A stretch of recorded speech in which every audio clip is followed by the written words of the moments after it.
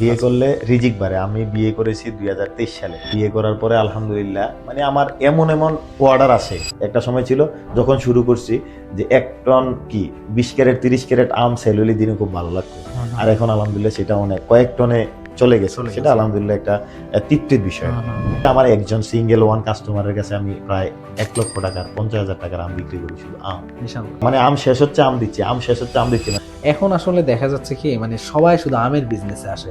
Seasonal একটা product মনে করে যে আমি আমের বিজনেসে আসলাম, 2 মাস একটু কষ্ট করলাম, একটা ভালো অঙ্কের টাকা নিয়ে যাবো। আর বাস্তবতা কি আসলে তাই যে আসলাম আর টাকা ইনকাম হয়ে গেল? আমি মনে করি বিজনেসে খুবই বরকত হবে কখন, যখন আমি কাস্টমারকে জিতাবো। কাস্টমারকে যদি ঠকাই তাহলে কিন্তু আল্লাহ নারাজ হবে, আমার ব্যবসায় বরকত হবে না। আমার সেল অনেক দেখবো, হঠাৎ করে একটা চালানের আম নষ্ট হয়ে গেল, তখন আমার লস হয়ে যাবে। বাংলাদেশে 25 লক্ষ টন আম উৎপাদন হয় বাংলাদেশে।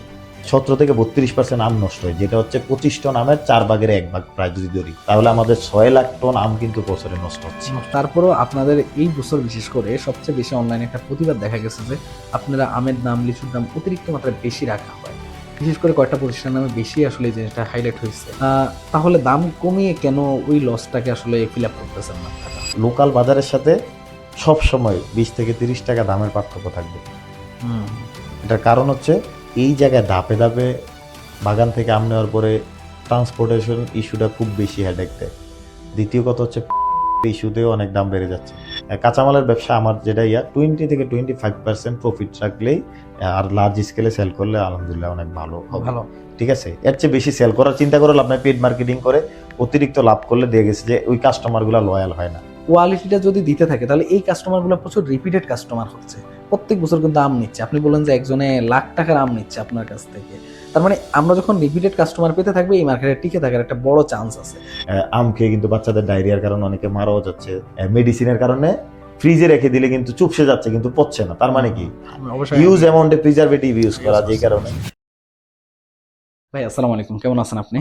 ওয়ালাইকুম সালাম, আলহামদুলিল্লাহ আমি ভালো আছি। তুমি কেমন আছো? আলহামদুলিল্লাহ ভাই, আমার বিশ্ববিদ্যালয়ের সিনিয়র ভাইকে আসলে হোস্ট করতেছি, গেস্ট হিসেবে নিয়ে আসলাম। ভাই কেমন লাগতেছে একটু বলেন আমাকে।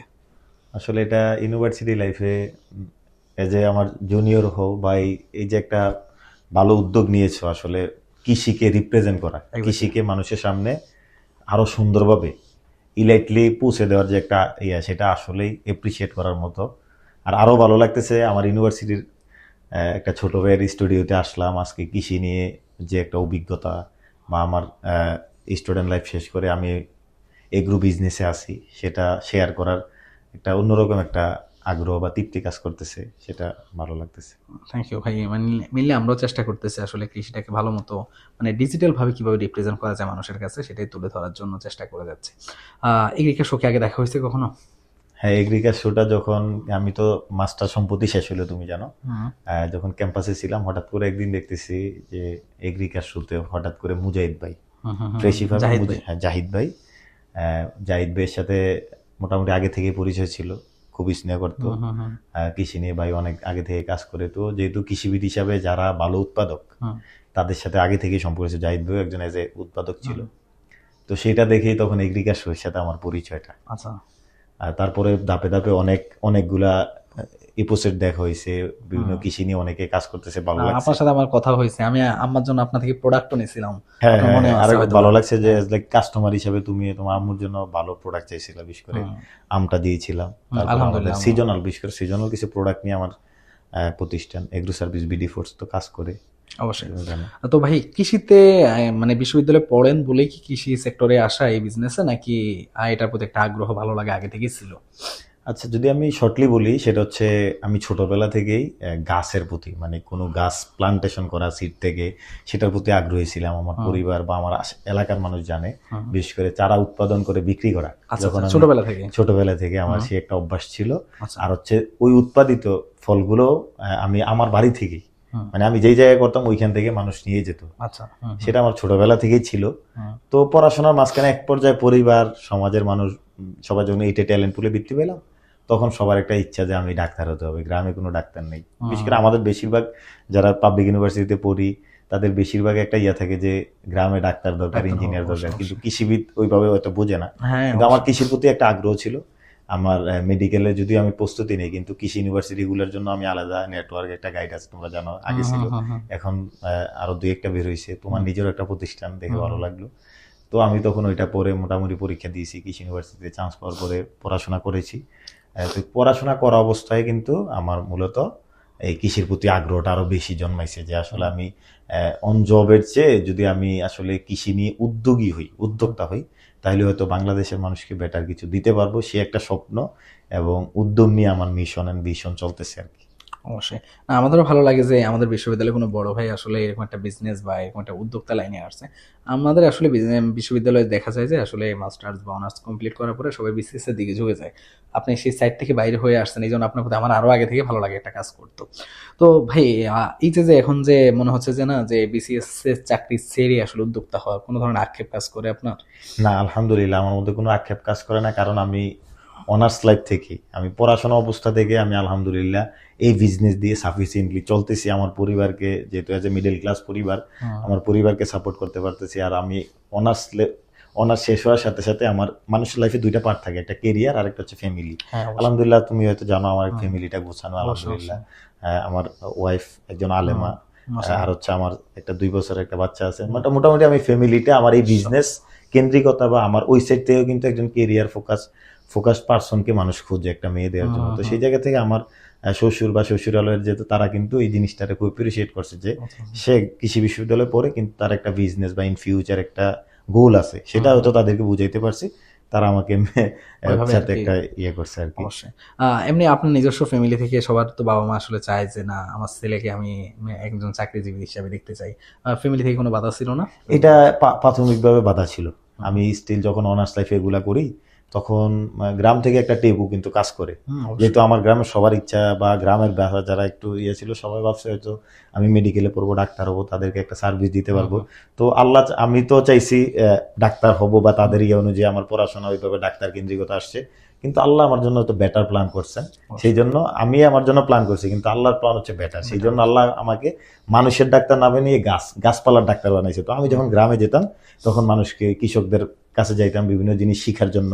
আবার আমি যা জানি তা তাদেরকে বলতাম আর কি। প্রেসক্রাইব করতাম অনার্সের পরে। অনার্স প্রেসক্রাইব করি না, কারণ আমাদের এক্সটেনশনে একটা সাবজেক্ট আছে যেখানে বলা হয় যে কৃষকদেরকে কোনো ইনফরমেশন দিতে হলে মানে ওই লেভেলে দক্ষতা অর্জন করা যায়। এই জন্য আমি শিখার জন্য যেতাম, তারা কি করতেছে এগুলা নিজ থেকে শিখতাম। কৃষি অফিসের সাথে যাতায়াত ছিল, সেটা আর কি। তবে আমি যেটা বলতেছিলাম, আমার আম্মা আব্বু তখন হচ্ছে তারা জিনিসগুলোর ওইভাবে নিতে পারেনি। তাদের ভাবছিল যে ছেলে একটা বিসিএস ক্যাডার হবে, ভালো একটি হবে। তো তাদেরকে আমি বুঝাইতাম, চেষ্টা করতাম যে আসলে আমার আন্ডারে আমি 10টা লোক, 20টা লোক, 100টা লোক যদি চাকরি দিই, আমার ছেলে ইন ফিউচারে, আমার যেমন গোল, আমি ইউনিভার্সিটিতে পড়ছি, আমার ছেলে যদি আলেম হয়, লাইক মুফতি মুহাদ্দিস হয়, কিন্তু তার একটা এটা দিনের খেদমত, কিন্তু দুনিয়া বিলেনে সে কিন্তু একটা বিজনেসকে ওন করবে, তার বাবা যেটা ক্রিয়েট করে গেছে। তো সেটা আমি চাই যে কৃষি লাইনে আসার পরে, যেটা হচ্ছে আমার আব্বা আম্মু কিন্তু এখন আর সেই আফসোসটা করে না। কারণ আমার আব্বা বলে আর কি, যে উনি বিজনেস করতো, উনিও বাংলাদেশে অন্য মানে এনিম্যাল সেক্টরের বিজনেসের সাথে জড়িত ছিল। তো উনি বাংলাদেশের অনেক জেলায় গেছে, কিন্তু মানে উনি বিগত কয়েক বছরে যে পরিমাণ গুড প্রডিউস গুলা মানে আমার বিজনেসের ফোর্থ সেগমেন্ট থেকে উনি কনজিউম করতেছেন, উনি এটাতে খুব খুশি। এবং কিছু উনি নিজে এগুলা খোঁজখবর রাখে আর কি, সবকিছু কি হচ্ছে না হচ্ছে। অবশ্যই। ভাই, আমাদের সামনে আপনি আমকে ডিসপ্লে করছেন, তারপর পিছনে লিচু রাখছেন। মেনলি আপনার বিজনেসে আম একটা বড় একটা অংশ জড়িত। আজকে আমাদের পার্টটাই হলো মেনলি আমের বিজনেসে যারা আসলে আম নিয়ে কাজ করে তাদের আসলে কেমন প্রফিট হয়। আমরা তো শুধু এখন বর্তমানে যেটা হয় কি, অনলাইনে ঢুকলে শুধু আমের অ্যাড দেখতে পাই, মানে মানুষের ছবির চাইতে আম বেশি দেখতে পাচ্ছে। এখন ভাই একটু আমাকে আপনি একটু বলেন যে আমের বিজনেস আপনার কেমন যাচ্ছে?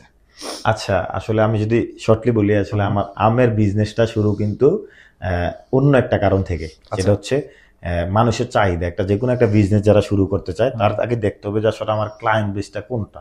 যখন আমি কিন্তু 2017 সালে ইউনিভার্সিটি চান্স পাওয়ার পরে একটা ফ্রি রুফটপ গার্ডেনিং একটা সেমিনার ছিল, ওইখানে যাওয়ার পরে আমাদের ফার্স্ট ইয়ারে কিন্তু সয়েল নিয়ে বেসিক কোর্স করা।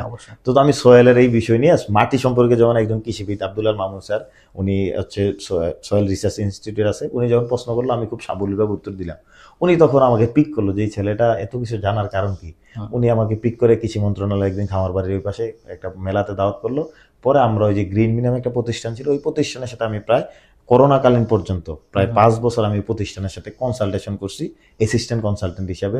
তাদের চেয়ে শিখছি, জানছি, বুঝছি। তো তখন ওই বিভিন্ন জায়গায় যাইতাম, গুলশান, বারিধারা, ঢাকা শহর, বিশেষ করে ঢাকা সিটিতে।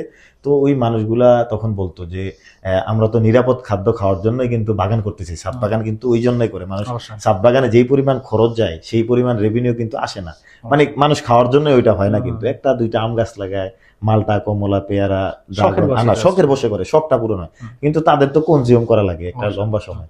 তখন তারা বলতো আর কি যে স্যাররা ডাক্তার, ইঞ্জিনিয়ার, প্রফেসর লেভেলে যারা ছিল তাদেরকে সার্ভিস প্রোভাইড করতাম, যারা ঢাকা শহরে যারা বাড়িওয়ালা মালিক তারাই কিন্তু ছাদ বাগানটা করে। তাদের কিন্তু হিউজ একটা ঢাকা শহরে প্রায় 4 লক্ষের মতো ছাদে বাগান করার উপযোগী। তো 4 লক্ষ কাস্টমারকে যদি আমি ফোকাস করতে পারি, তখন আমার টার্গেট ছিল যে তাদের মধ্যে তো প্রায় আমার কাছে প্রায় 1000-এর মতো কাস্টমারদেরকে, মানে আমরা ছাদ বাগান সার্ভিস দিয়েছি, পরামর্শ দিয়েছি ফ্রিতে বিভিন্ন কারণে আরেকটা প্রতিষ্ঠানের থ্রুতে। আসলে ওইখানে যদি আমি পরামর্শের পাশাপাশি, তখন হচ্ছে করোনার পরবর্তী সময় আমি এগ্রো সার্ভিস বিডি নামে, আমি হচ্ছে করোনার পরে যখন ইউনিভার্সিটি বারবার করোনার প্যান্ডেমিকের কারণে আমাদের লাইফের কেরিয়ার কি হবে বুঝতেছি না, তখন আমার মনে হলো যে আমার তো একটা এক্সপিরিয়েন্স আছে, একটা প্রতিষ্ঠানে কাজ করছি, আমি তখন এগ্রো সার্ভিস বিডি নামে বাংলাদেশে কৃষির সার্ভিসটাকে আরো সহজ করতে পারি প্রাইভেটলি। সরকারি তো বিভিন্ন এক্সটেনশন দপ্তর আছে যারা কৃষিবিদরা আমাদের বিসিএস ক্যাডার হচ্ছে, তো আমি কৃষি বিসিএস ক্যাডারে না যে আমি কিভাবে হচ্ছে কৃষকদেরকে এবং কি আরবান এবং রুরালে কি কিছু একটা করতে পারি কিনা এগ্রো সার্ভিস বিডি তৈরি করি। ওইখানে যে কাস্টমার গুলা তারাই তখন হচ্ছে সেফ ফুড সিকার ছিল। তখন আমার মনে হলো যে আমার তো একটা কাস্টমার বেজ আছে যেটা পেইড না, অর্গানিক। আমি এখানে যদি আমি আমার তখন টার্গেট আসলো যে মানে এগ্রো প্রডিউস গুলা এজ লাইক ফ্রুটস এন্ড হচ্ছে ক্রপস। ফ্রুটস এর মধ্যে আমরা যদি দেখি আম আছে, লিচু আছে, মালটা, কমলা, ড্রাগন, রামবুটান, বাংলাদেশে কিন্তু এগুলো খুব ভালো হচ্ছে। এছাড়াও প্রচলিত যে ফলগুলা লোকাল মার্কেটে পাওয়া যাচ্ছে এগুলো তো মানুষ কনজিউম করতেছে, কিন্তু যেগুলো হচ্ছে লোকাল মার্কেটে মানুষ একটু বেশি টেনশনে পড়ে যায়, বিশেষ করে আমটা কেনার জন্য। বাচ্চারা লিচু ভাইটা খেয়ে অনেক সময় বাচ্চাদের সমস্যা হচ্ছে, আম খেয়ে কিন্তু বাচ্চাদের ডায়রিয়ার কারণে অনেকে মারাও যাচ্ছে।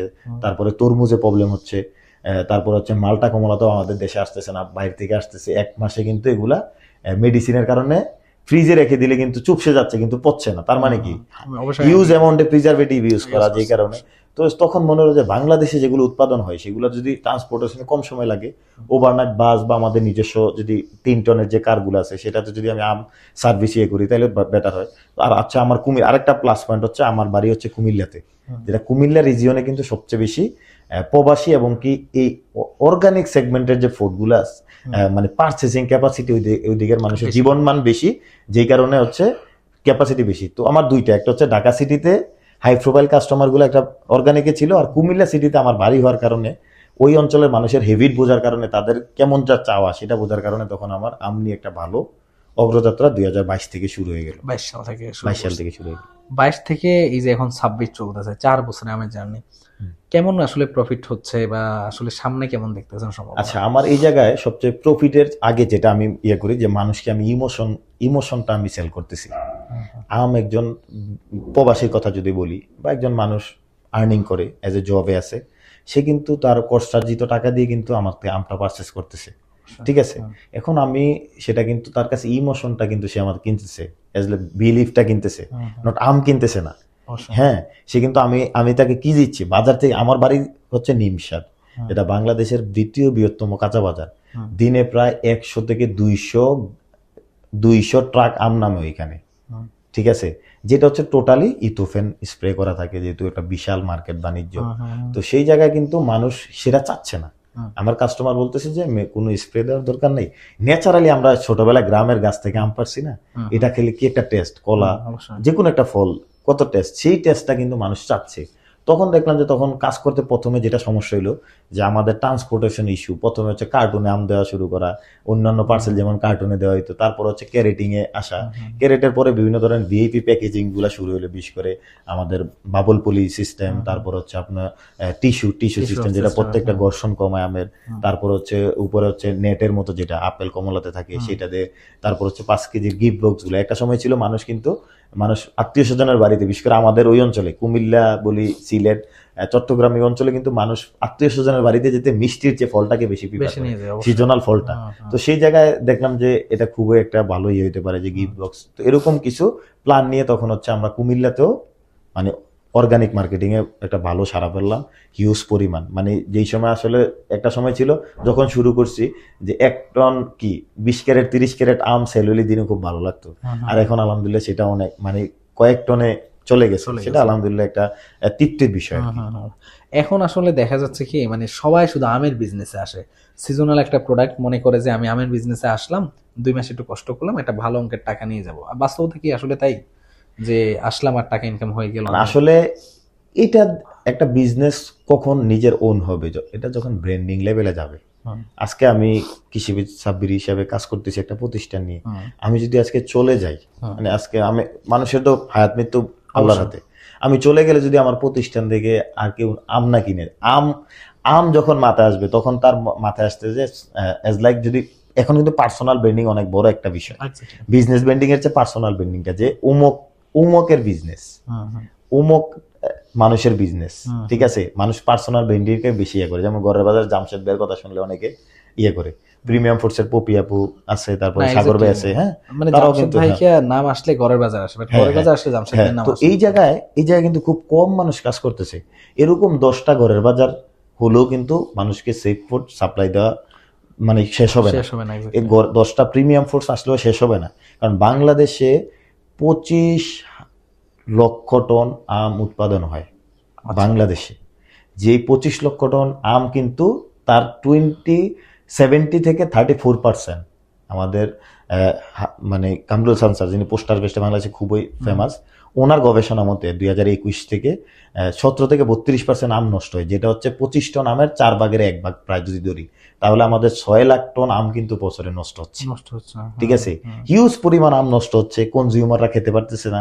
তো এই জায়গায় যদি কোয়ালিটি সাপ্লাই এনশিওর করে, যদি এরকম 10টা প্রতিষ্ঠান কাজ করে, 20টা প্রতিষ্ঠান কাজ করে, 100 প্রতিষ্ঠান কাজ করে, বাংলাদেশে একটা ভালো একটা কভারেজে চলে আসবে। তখন মানুষ হচ্ছে লোকাল মার্কেটের প্রতি এত বায়াস থাকবে না, মানুষের একটা বিলিভের জায়গা, ইমোশনের জায়গাটা খুব ভালো কাজ করবে।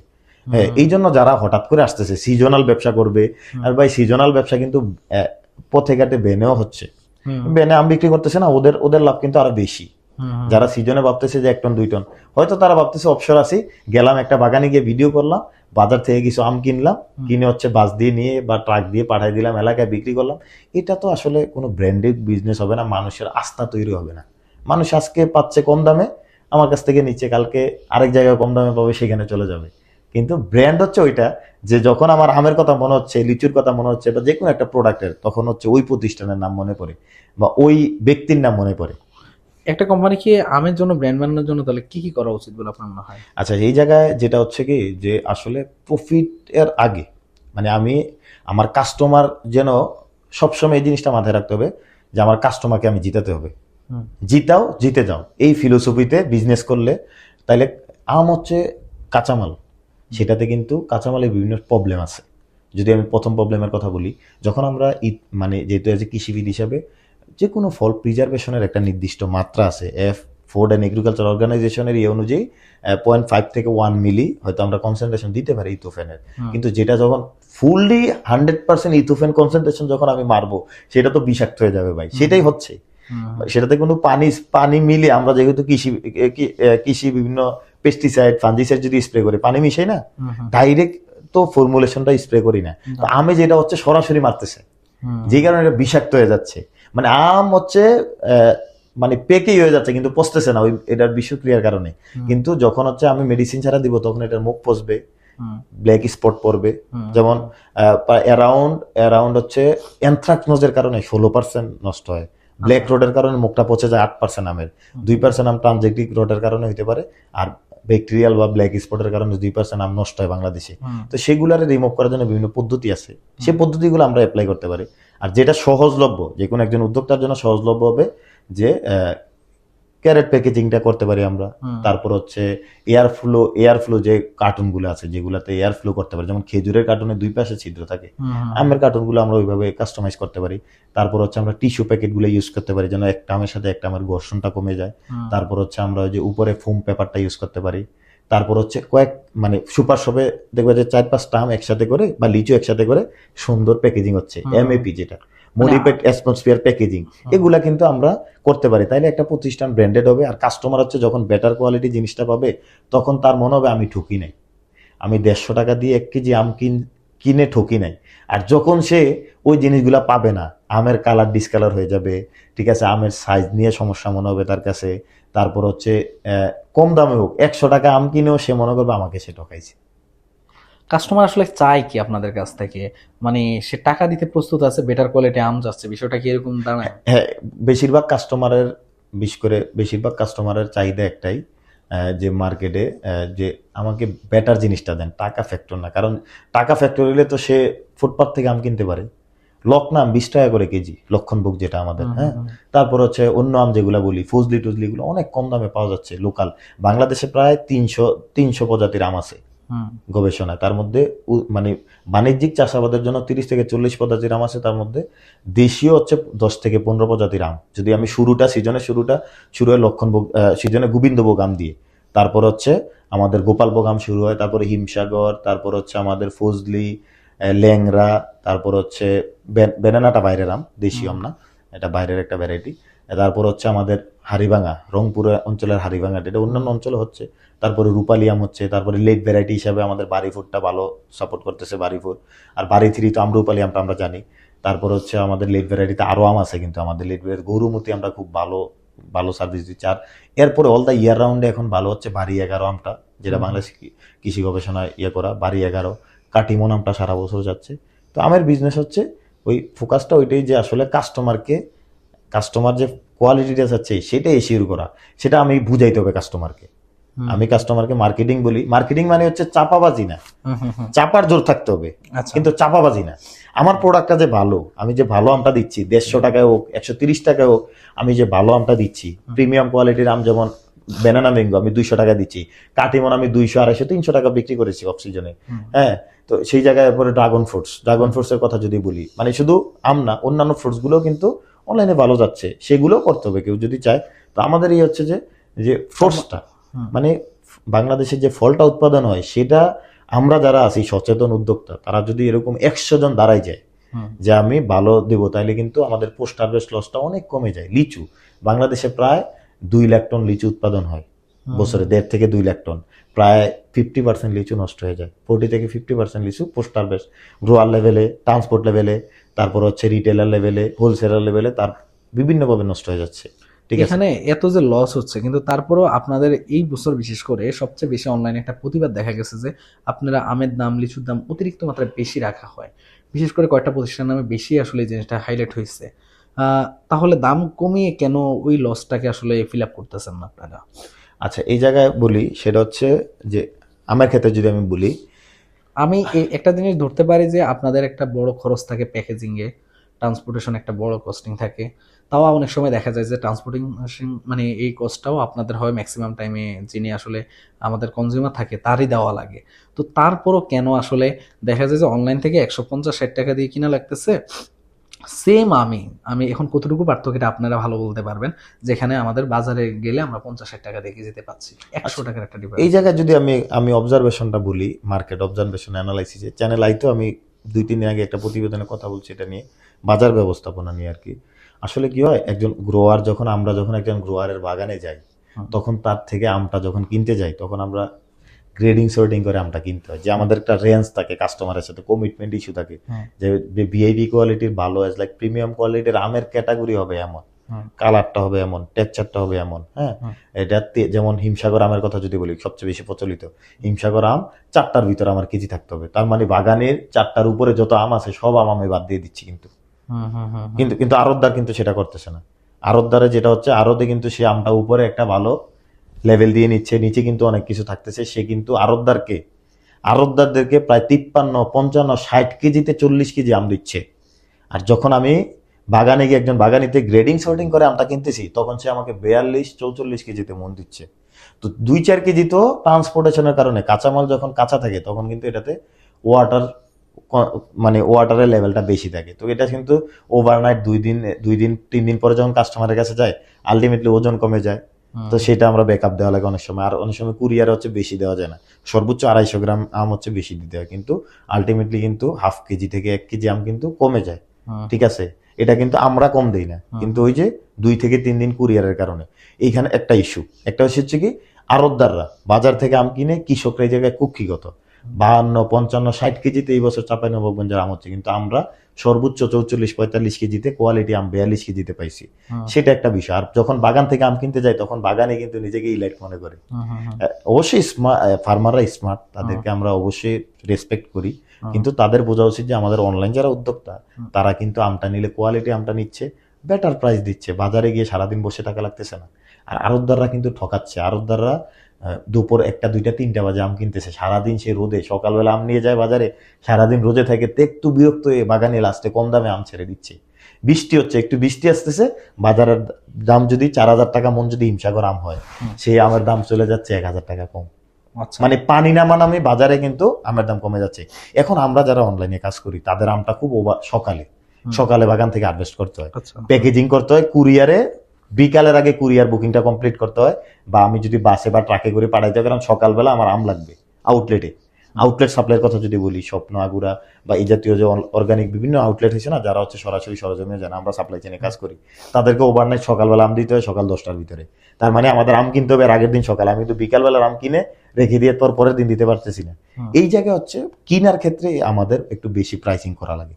আরেকটা বিষয় হচ্ছে আমরা কুরিয়ার নির্ভর বেশি, আমাদের কুরিয়ার নির্ভর, কারণ আমাদের কাস্টমার সারা বাংলাদেশে, আর একজন আরবদারের কাস্টমার কিন্তু যেমন নিমসারের আরবদারের কাস্টমার নিমসারের আশেপাশে, তার ট্রান্সপোর্টেশনটা কম লাগতেছে, আমার সারা বাংলাদেশের কাস্টমার। সেইখানে যদি আমি বলি বিভিন্ন কুরিয়ার আছে যারা হোম ডেলিভারি সার্ভিস করে, খুবই কম্পিটিটর কম, নগণ্য, অল্প কিছু কুরিয়ারের কারণে আমাদের প্রচুর পার্সেল হচ্ছে নষ্ট হয়।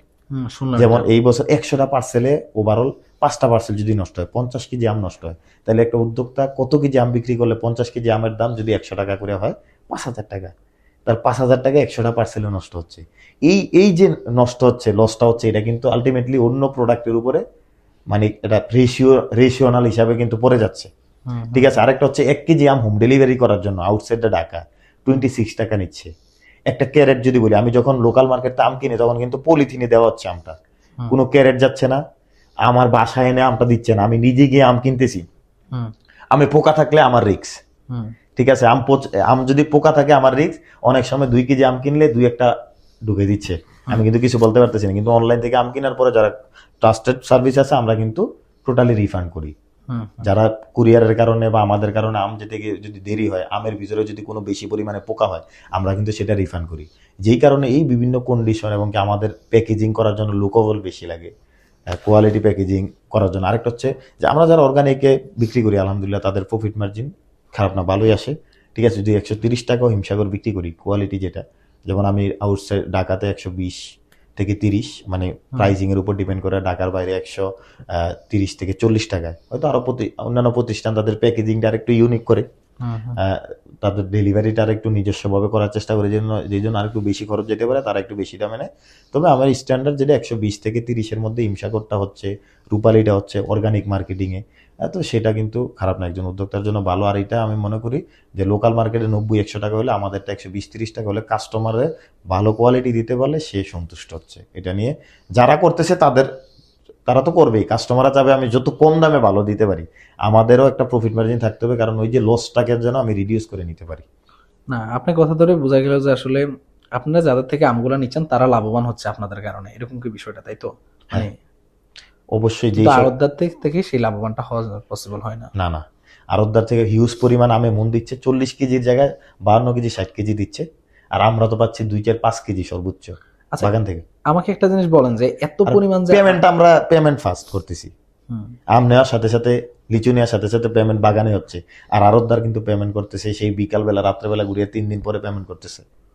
আচ্ছা, এখানে একটা জিনিস হলো কি, এত পরিমাণ আমের বিজনেসম্যান আসছে অনলাইনের মধ্যে, অনলাইন বিজনেসে এত পরিমাণ কি কাস্টমার আছে আদৌ যে 160 টাকা করে, 140 টাকা করে, 130 টাকা করে আম কেনার জন্য প্রস্তুত আছে? না, আসলে ওই রকম মার্কেটে এই কাস্টমার বেসগুলা, মানে প্রোডাক্ট বিজনেসের কোয়ালিটিফুল প্রোডাক্ট নিয়ে কাজ করার মানুষের সংখ্যা কম।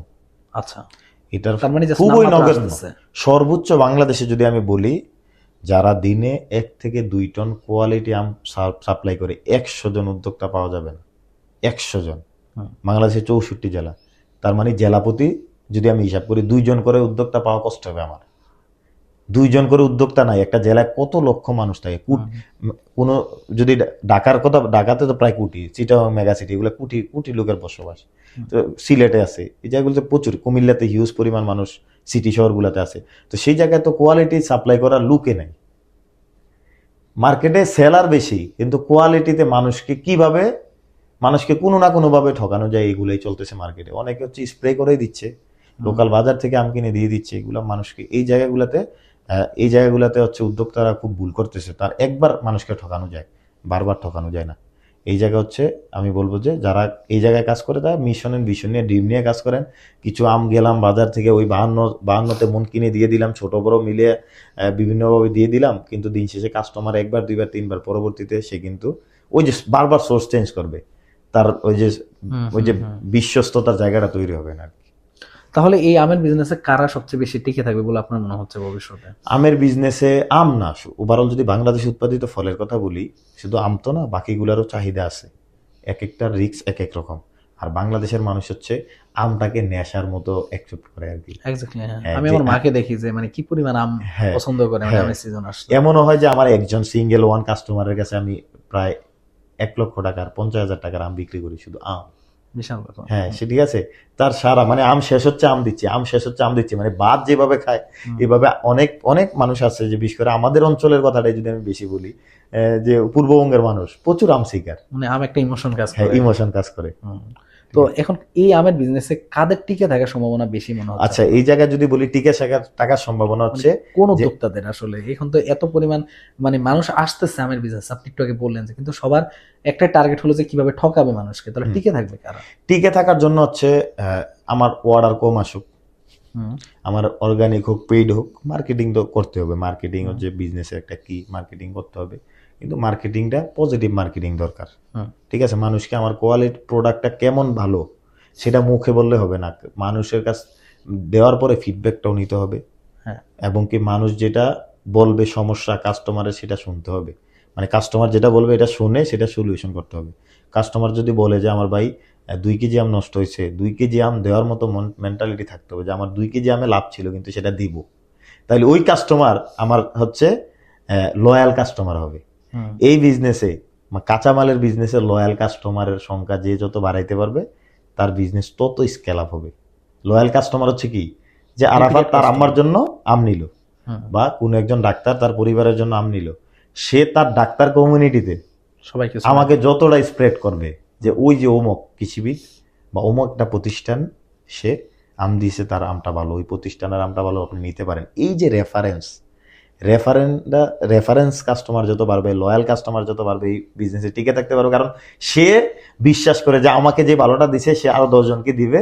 ঠিক আছে, এই বিশ্বাসের জায়গাটা তৈরি করতে হবে কোয়ালিটি দিয়ে, কথা দিয়ে নয়, চেহারা দিয়ে নয়, নিজের পরিচয় দিয়ে নয়, কোয়ালিটি দিয়ে। যে আমি চারটা থেকে যে আম দিব, আমগুলা যে ভিডিওতে দেখাচ্ছে এরকম ফ্রেশ আম দিব, ভালো উৎপাদকের থেকে আমগুলা সংগ্রহ করব, আমি কোনো ইথোফেন স্প্রে করব না। আমার কাস্টমারকে আমি বুঝাবো যে 20 কেজি আমে 1 থেকে 2 কেজি আম নষ্ট হতে পারে, তাইলে কাস্টমার এটাকে ভাববে। আর যদি আমি বলি না সব আম ভালো হবে, তখন দেখবে যে মুখ পচে যাচ্ছে আমের, যেটা রট হচ্ছে, স্পট হয়ে যাচ্ছে, আম হচ্ছে খাওয়ার আগে পচে যাচ্ছে, এটা হবেই। কাস্টমারকে সেটা বুঝাতে হবে। আর চেষ্টা করতে হবে যে মানে কি যে বলে আমটার ম্যাচুরিটি লেভেলটা একটু চেক করা। যেমন বাজারে যে কৃষি মন্ত্রণালয় এর যে ডেট আছে, ডেট থেকে 5 দিন ধৈর্য ধরতে হবে। যখন আমি যদি বলি, আমার কিন্তু অলরেডি নওগাঁ সাপাহারের আম বাগান থেকে সবাই ডেলিভারি শুরু করতেছে। হ্যাঁ, ওয়েদারের কারণে 2-1 দিন এদিক সেদিক হতে পারবে, কিন্তু আমরা যারা ভালো কাজ করার চেষ্টা করতেছি তারা কিন্তু অপেক্ষা করছি। যেমন হিমসাগর আম 15 তারিখ শুরু হওয়ার কথা, আমরা দিচ্ছি 18 তারিখ সাতক্ষীরার। তারপরে চাঁপাইনবাবগঞ্জের হিমসাগর আম 5 তারিখ শুরু হওয়ার কথা, সবাই 1 তারিখে দিয়ে দিচ্ছে, আমরা কিন্তু 5 তারিখ অপেক্ষা করছি। আমাদের বিজনেসে ধৈর্য ধরেছি, লাভ হয়তো ওই 5 দিনে অনেক হইতো, কিন্তু আমরা ধৈর্য ধরেছি। কাস্টমার আমাদেরকে ছবি তুলে দিচ্ছে, তৃপ্তি শেয়ার করতেছে, আমার আম্মা আমটা ভালো পাইছে, তোমার ভাবি আমটা ভালো পাইছে, বা আমি অমুককে গিফট করছিলাম, এখন আমি আম কিনে ভালো লাগছে। আমার টিচার, আমার কলেজের টিচার গতকালকে কল দিয়ে বলতে, সাব্বির আমি তো তোমার আম নিয়েছি, নিজে খেয়ে অনেক ভালো লাগছে, আমার শ্বশুর বাড়িতে পাঠাও, আমার বোনের বাড়িতে পাঠাও। আর আমাদের প্রবাসী কাস্টমাররা কিন্তু প্রাইসের ব্যাপারে তাদের কোনো নেই, হেডেক নেই, কোয়ালিটি হেডেক। আমি শখ করে, আমি কষ্টার্জিত টাকা দিয়ে আমি দেশে নাই, আমার বাচ্চার জন্য, ফ্যামিলির জন্য, আমার বোনের জন্য, মায়ের জন্য পাঠাচ্ছি, আপনি হচ্ছে ভালো আমটা দিয়েন, যেটা ভালো হবে সেটা দিয়েন। ঠিক আছে, এমনও কাস্টমার বলে আপনি কি দিবেন আমি জানি না, আচ্ছা ঠিক আছে, কিন্তু আপনি আম দিবেন ভালো সেটা আপনি আপনি আপনার উপর ছেড়ে দিলাম, আপনি যেটা ভালো এটা আমার পরিবারের কাছে পৌঁছে দিবেন, হোম ডেলিভারি করে দিবেন, তাদের পেমেন্ট নিয়ে কোনো ইয়ে নেই। কোয়ালিটিতে, মানে আসলে কোয়ালিটিটা ফোকাস দিলে আসলে সবচেয়ে ভালো হ্যাঁ, মতো আসলে বিজনেসে business-এ। কোয়ালিটি ফোকাস থাকলে ওই বিজনেসে কেউ জড়বে না। এই লাইনে যারা আছে ব্যবসা করতে চান বা চাও, যারা এই লাইনে আছেন, তারা যারা আসতে চান বা যারা এখনো স্টিল নাও মার্কেটে অ্যাভেলেবেল আছেন, সকলের প্রতি আমার পরামর্শ একটা, কোয়ালিটিতে কোনো কম্প্রোমাইজ করা চলবে না আমাদের। ঠিক আছে, কাস্টমারকে বুঝাতে হবে আমার প্রাইসটা এই কারণে বেশি। ঠিক আছে, আর আরেকটা পরামর্শ হচ্ছে কাঁচামালের ব্যবসা আমার যেটা 20 থেকে 25% প্রফিট রাখলেই, আর লার্জ স্কেলে সেল করলে আলহামদুলিল্লাহ অনেক ভালো হবে। ভালো।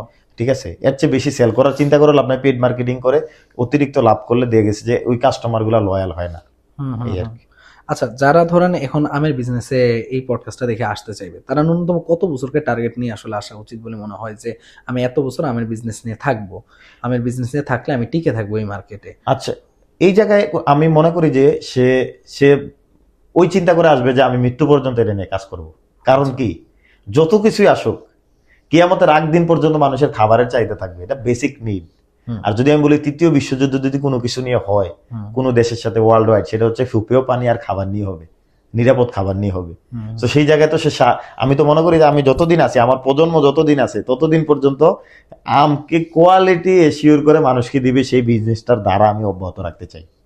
এই জন্য যারা নতুন যারা আছেন এবং যারা আসতে চান, তারা হচ্ছে ওই মিশন এন্ড ভিশন সেট করেন যে যদি করোনা হোক, যদি আমি করোনাকে উদাহরণ দিই, আমরা যেহেতু আমাদের এই জেনারেশন করোনাকে চিনি, করোনা হোক, মহাপ্রলয় হোক, ঘূর্ণিঝড় হোক, যুদ্ধ লাগুক, মানুষের খাবারের চাহিদা থাকবেই, মানুষের পুষ্টির চাহিদা থাকবেই। ঠিক আছে, এই জন্য হচ্ছে এই ফলটা, আর এই ফল হচ্ছে এটা আল্লাহর পক্ষ থেকে নেয়ামত, যেটা হচ্ছে কিন্তু মানুষ মানে প্রসেস ছাড়াই সরাসরি আল্লাহ দিচ্ছে। আর জান্নাতে কিন্তু জান্নাতীদের জন্য কিন্তু এই ফলটা বেশি থাকবে। জান্নাতে কিন্তু যে ফলগুলোর কথা বলা আছে তার মধ্যে কিন্তু অনেক ফল কিন্তু আমরা খাচ্ছি, বিশেষ করে 3 ফল যদি বলি, খেজুর বলি, লিচু বলি, অনেক ধরনের আঙ্গুর বলি, এগুলো কিন্তু জান্নাতি ফলের একটা অংশ। ঠিক আছে, অবশ্যই। আরেকটা কথা এই জায়গায় অ্যাড করি, আল্লাহ তাআলা প্রত্যেকটা রিজিয়নে যে ফ্রুটস গুলা দেয়, সেই ফ্রুটস গুলা কিন্তু ওই অঞ্চলের মানুষের জন্য শেফা। যেমন আমাদের অঞ্চলে কি হয়, কাঁঠাল বেশি হয়, আম বেশি হয়, পেয়ারা বেশি হয়, জাম বেশি হয়, প্রচলিত জামরুল বলি, এগুলো কিন্তু খুবই উপকারী। আমরা কিন্তু বাইরের যে ফল সেটা যে আসে এক্সপোর্টে খাইতে পারি শখের বসে, কিন্তু দেশীয় যে ফল আছে 12 মাসে, ডেউয়া থেকে শুরু করে, তারপর হচ্ছে ওইদিকে অপ্রচলিত অনেক ফল আছে, আমরা জানি যে করমচা, লটকন, এগুলা কিন্তু খাওয়া উচিত। 12 মাসে বিভিন্ন ধরনের ফল থাকে, এগুলা কিন্তু দেখে দেখে খুঁজে খাওয়া উচিত। পেঁপে, এগুলো অপরিচিত ফলগুলো আমরা বিভিন্ন লোকাল মার্কেট থেকে, গ্রোয়ার থেকে নিয়ে খাওয়া উচিত, কারণ এটা শেফা আমাদের জন্য। অবশ্যই। না, তাহলে একটা জিনিস বোঝা গেল যে এই মার্কেটে টিকে থাকার জন্য আমরা কোয়ালিটিটা দিব, আর একদম লাস্ট পর্যন্ত টার্গেট নিয়ে আগাবো, এরকমই তো বিষয়। হ্যাঁ হ্যাঁ, মানে আমার ওইটা টার্গেট ওই পর্যন্ত। আরেকটা হচ্ছে যে ডেকোরেশনটা ডেকোরেশন আমি কিভাবে দিচ্ছি। ঠিক আছে, অনেক সময় যে ছোট্ট একটা গিফট মানুষকে লক্ষ টাকার চেয়ে বেশি খুশি করতে পারে। মানে ইমোশনটা অ্যাটাচ করা লাগে। হ্যাঁ হ্যাঁ, ইমোশনটা অ্যাটাচ করতে হবে। এটা ইমোশনটা হচ্ছে আমি কিভাবে তাকে রিপ্রেজেন্ট করতেছি। ঠিক আছে, হ্যাঁ, যেমন এই যে একটা আমের ছোট্ট ঝুড়িতে যদি আমরা দেখাই, এই জায়গায় রিপ্রেজেন্টটা দেখি যে একটা ঝুড়ির দাম কত, আমের চেয়ে বেশি। ঠিক আছে, এখন ডিসপ্লেটা হচ্ছে বড় জিনিস, যে আমি যে কার্টুনটাতে দিচ্ছি, আমটা কিভাবে দিচ্ছি, এই যেটা দেখে ভালো লাগা। মানে অনেক সময় মানুষ একটা কথা বলে না যে দেখতে যেটা সুন্দর সেটা হয়তো খেতেও সুন্দর হবে। ঠিক আছে, তো যেটা আমরা সুন্দর ডিসপ্লেটা করতে হবে, সেটা আমি মনে করি কোয়ালিটির সাথে সাথে প্যাকেজিং আমাদের আরো উন্নতি করতে হবে অনেক বেশি আর কি। যারা কোয়ালিটি জিনিস নিয়ে কাজ করতে চায়, কোয়ালিটিটা প্যাকেজিং এর সাথে রিলেটেড, ব্র্যান্ডিংটাও করতে হবে, সেই জায়গায় আমাদের ফোকাস দিতে হবে বেশি। হ্যাঁ, আমি লাস্ট আপনার হলো যে একটা প্রফেসর পোস্ট করছিল যে কার আম মানে ভালো হয় বা কার থেকে নিলে আমগুলো ভালো হবে, তো ওইখানে কমেন্ট বক্সে 2-3 জনের নাম আসতেছিল। তো আমাদের মাথায় ওই টাইমে হিট করতেছিল যে তার মানে ওনার থেকে আমি আম নিলে আসলেই ভালো হবে। তো আমি কিন্তু ওনার থেকে একবার আমটা অর্ডার দিচ্ছি, আমটা অর্ডার দেওয়ার পর দেখলাম ভালো হয়েছে। তো এই যে স্প্রেডটা হয়েছিল, আপনি যে কথাটা বলছিলেন যে এইভাবে স্প্রেড হয়, তারপর আপনার থেকে আমি আম অর্ডার দিয়েছিলাম, এরপরে আম্মা অনেক প্রশংসা করলো, আপনার আমের প্রশংসা করলো, ওনার আমের প্রশংসা করলো। তার মানে কোয়ালিটিটা যদি দিতে থাকে তাহলে এই কাস্টমারগুলো প্রচুর রিপিটেড কাস্টমার হচ্ছে, প্রত্যেক বছর কিন্তু আম নিচ্ছে। আপনি বললেন যে একজনে লাখ টাকার আম নিচ্ছে আপনার কাছ থেকে, তার মানে আমরা যখন রিপিটেড কাস্টমার পেতে থাকবে এই মার্কেটে টিকে থাকার একটা বড় চান্স আছে। এটা আবার অনেকে বুঝতে পারে না। কেন বুঝতে পারে না? ভাবে যে আমি 1 বছরের জন্য আসলাম, 10 লাখ টাকা ইনকাম করে চলে গেলাম, তাইলে আমার বিজনেস হয়ে গেছে। বাট এজ এ ব্র্যান্ড হওয়ার জন্য তো আসলে অনেকটা টাইম জুড়ে থাকা দরকার, যেটা আপনি বলতে চাচ্ছেন। আর প্যাকেজিং এর কথা বলেন, এই কয়টা জিনিস মাথায় রাখলে আমার ধারণা যে অ্যাটলিস্ট যারা আমের বিজনেসে আসবে তারা একটা ভালো একটা গ্রোথ আনতে পারবে। হ্যাঁ, শুধু আম না, অন্যান্য ফল, যেমন যেই জিনিসের রিস্ক বেশি ওই জিনিসের গেইন তত বেশি। হুম হুম, হ্যাঁ, যেমন এই এই কাঁচামালের ব্যবসা প্রচুর রিস্ক আছে। অবশ্যই। যেমন আমরা যে আমটা কিনি বা লিচুটা করি, ওই দিনের লিচু তার পরবর্তী দিন যদি আমরা সেল না করতে পারি আমাদের প্রচুর টেনশন থাকে। যেমন আমি এই বছর যাদের থেকে লিচু নিছি, উৎপাদক যদি আমি তাদের দুই একজনের কথা বলি, যেমন ঈশ্বরদীতে সবচেয়ে টপ নচ কোয়ালিটির উৎপাদক হচ্ছে নুরুন নাহার বেগম। উনি হচ্ছে আমার ইউনিভার্সিটির ফ্রেন্ড, মনিক ওরাম্মা। ওনার বাগান হচ্ছে টপ নচ কোয়ালিটির লিচু পাবে, এবং কি বাংলাদেশের বড় বড় মার্কেটগুলো মানে হেরা এসে লিচু নেওয়ার জন্য। তো আমিও যেহেতু আমার ওই পরিচয় কিন্তু ওই ধরনের উদ্যোক্তা, যেমন এবছর হচ্ছে আম নিচ্ছি, আম যে নিচ্ছি, যদি হিমসাগর আমের কথা বলি, হাসনাত মামুন ভাই টপ নচ এক্সপোর্ট কোয়ালিটি, হ্যাঁ চীনা সম্ভবত। লিচু নিছে নুরুন্নার বেগম, ওনার থেকে প্রায় 3 লাখ। হ্যাঁ, উনি অনেক কৃষি পদক প্রাপ্ত একজন ইয়া। এরকম যারা উৎপাদক আছে, যেমন মালটা নিয়েছি হানিফ মন্ডল এগ্রো ফার্ম থেকে। হানিফ ভাই হচ্ছে খুব ভালো করতেছে মিষ্টি মালটাতে, বাংলাদেশের উৎপাদক। হ্যাঁ, মিষ্টি মালটাতে। তারপর হচ্ছে রামবুটান করতেছি খাদিজা বেগম ওই যে তোমার হচ্ছে নীলফামারিতে। হ্যাঁ, নীলফামারিতে উনি উনি কফি এবং কি রামবুটানটা ভালো করতেছে। তো এই যে উৎপাদকদেরকে খুঁজে বের করা, শুধু তারাই নাই, এর কয়েকজনের নাম বললাম, এরকম উৎপাদক হাজার উৎপাদক আছে, কিন্তু আমাদের হয়তো ক্যামেরার পিছনে তারা হয়তো ওইভাবে নিজের করতে পারতেছে না। যেমন আবু বকর ভাই সাপাহারে যদি টপ নচ কোয়ালিটির ইয়া করে আম্রপালি করে, 74 বিঘার বাগান, মানে এত সুন্দর আম করে উৎপাদন করে, কিন্তু ওনার মিডিয়া কভারেজ নাই, ওনার কাছে ওইরকম কেউ হয়তো যায় না। কোনো না কোনো ভাবে আমার সাথে পরিচয় হয়েছে, ওই দিনও কল দিছে যাওয়ার জন্য। ওনার প্যাকেজিং সেন্টার, ওনার বাগান পুরা দিচ্ছে যে আপনার কোয়ালিটি প্রোডাক্ট দেন, ঠিক আছে। এই যে সাপোর্ট গুলা, বিজনেসের শুরুতে কেউ 10 ক্যারেট আম দিত না আমাদেরকে, বাকি মানে বাকি বলতে কি মানে সুযোগ সুবিধার জায়গাটা, কিন্তু এখন দেখা গেছে যে পুরো বাগান থেকে আম নাও, তুমি বিক্রি করো, কারণ তোমার পেমেন্ট ইস্যু আমার সমস্যা নাই, ঠিক আছে। তো এই জায়গাগুলা কিন্তু 1-2 দিনে তৈরি হয় না। যারা উদ্যোক্তা আছে তারা কিন্তু এই জায়গাগুলো তৈরি করতে হবে আমাদেরকে। হ্যাঁ, মানুষকে বিশ্বস্ততার জায়গা, গ্রোয়ারদের থেকে শুরু করে একদম কনজিউমার পর্যন্ত এজ এ মিডলম্যান হিসাবে যদি আমি থাকি, সাপ্লাই চেইনে যদি আমি থাকি, সেক্ষেত্রে কিন্তু সেটাই ইস্যুর করতে পারবো। আর এই সাপ্লাই চেইনে থাকার কারণে বাংলাদেশে 30.65% হচ্ছে আম পোস্ট হারভেস্টে লস হচ্ছে। তো আমি যদি সাপ্লায়ার লেভেলে যদি কাজ করি, তাহলে 10-12% রিডিউস করতে পারবো আমরা, যদি 500 থেকে 1000 মানুষ যদি এই জায়গায় কোয়ালিটি ফোকাসড হিসাবে আমলিচু না মানে ওভারঅল ফল নিয়ে কাজ করতে চায়, আর আম নিয়ে কাজ করতে চায়। আচ্ছা, আপনি একটা কথা বলছিলেন আমাকে যে 40-50% আম মোটামুটি নষ্ট হয়, কাইন্ড অফ বলতে গেলে না, লিচুটা। আর আম হচ্ছে 17-32%, মানে এজ লাইক 25% ধরা যায়। আচ্ছা, এই যে এত পার্সেন্ট আম নষ্ট হচ্ছে বা লিচু নষ্ট হচ্ছে, এগুলাকে কিভাবে আমরা কাজে লাগাতে পারি? বা আমাদের তো কিন্তু দেশের বাইরেও কিন্তু আমরা চাইলে এই চাহিদাটা ফিল আপ করতে পারি, কেন করতে পারতেছি না বলে? আচ্ছা, এই জায়গায় যদি আমি বলি যে আসলে এই লসটা হচ্ছে বিভিন্ন কারণে। সবচেয়ে বড় ইস্যু হচ্ছে ট্রান্সপোর্টেশন ইস্যু। আমাদের দেশে ট্রান্সপোর্টেশন আর প্যাকেজিং সাপ্লিমেন্ট গুলা যথেষ্ট পরিমাণে সাপ্লাই নাই, ঠিক আছে। এই জায়গা হচ্ছে ভেহিকল গুলা, যদি রেফ্রিজারেটর ভেহিকলের অনেক চাহিদা। এছাড়া হচ্ছে এয়ার ফ্লো ভেহিকল, আমাদের ভেহিকল গুলা খুব বদ্ধ থাকে, যেগুলা দিয়ে হচ্ছে আমরা আনি, বা এমন ভাবে ঢাকা থাকে, মানে ত্রিপল দিয়ে যখন এমন ভাবে ঢাকা থাকে, এমনিতেই ফল পারার পরে বিভিন্ন ধরনের ইথোফেনটা কিন্তু ইথিলিন যে গ্যাসটা, ইথিলিন গ্যাস কিন্তু প্রডিউস হচ্ছে আমের ক্ষেত্রে। তো সেটা যদি আমি একবারে বেঁধে দিই, তাহলে তো কোনো বের হইতে পারতেছে না, আম তো একদম সিদ্ধ হয়ে যাচ্ছে, পচে গেলে ভর্তা হয়ে যাবে এই আম, ঠিক আছে। এটা নষ্ট হচ্ছে কিন্তু প্রচুর পরিমাণে ট্রান্সপোর্টেশনে। তারপরে গোয়ার লেভেলে 2 থেকে 3 দিন থাকার কারণে নষ্ট হচ্ছে। কনজিউমার লেভেলে সমস্যা হচ্ছে, মানুষ রেখে খেতে পারতেছে না। এগুলাকে আপনার রিডিউস করার জন্য হচ্ছে উন্নত প্যাকেজিং, উন্নত পরিবহন ব্যবস্থা যদি আমরা করতে পারি। আরেকটা হচ্ছে যে এটা হচ্ছে দেশের পরিসরে।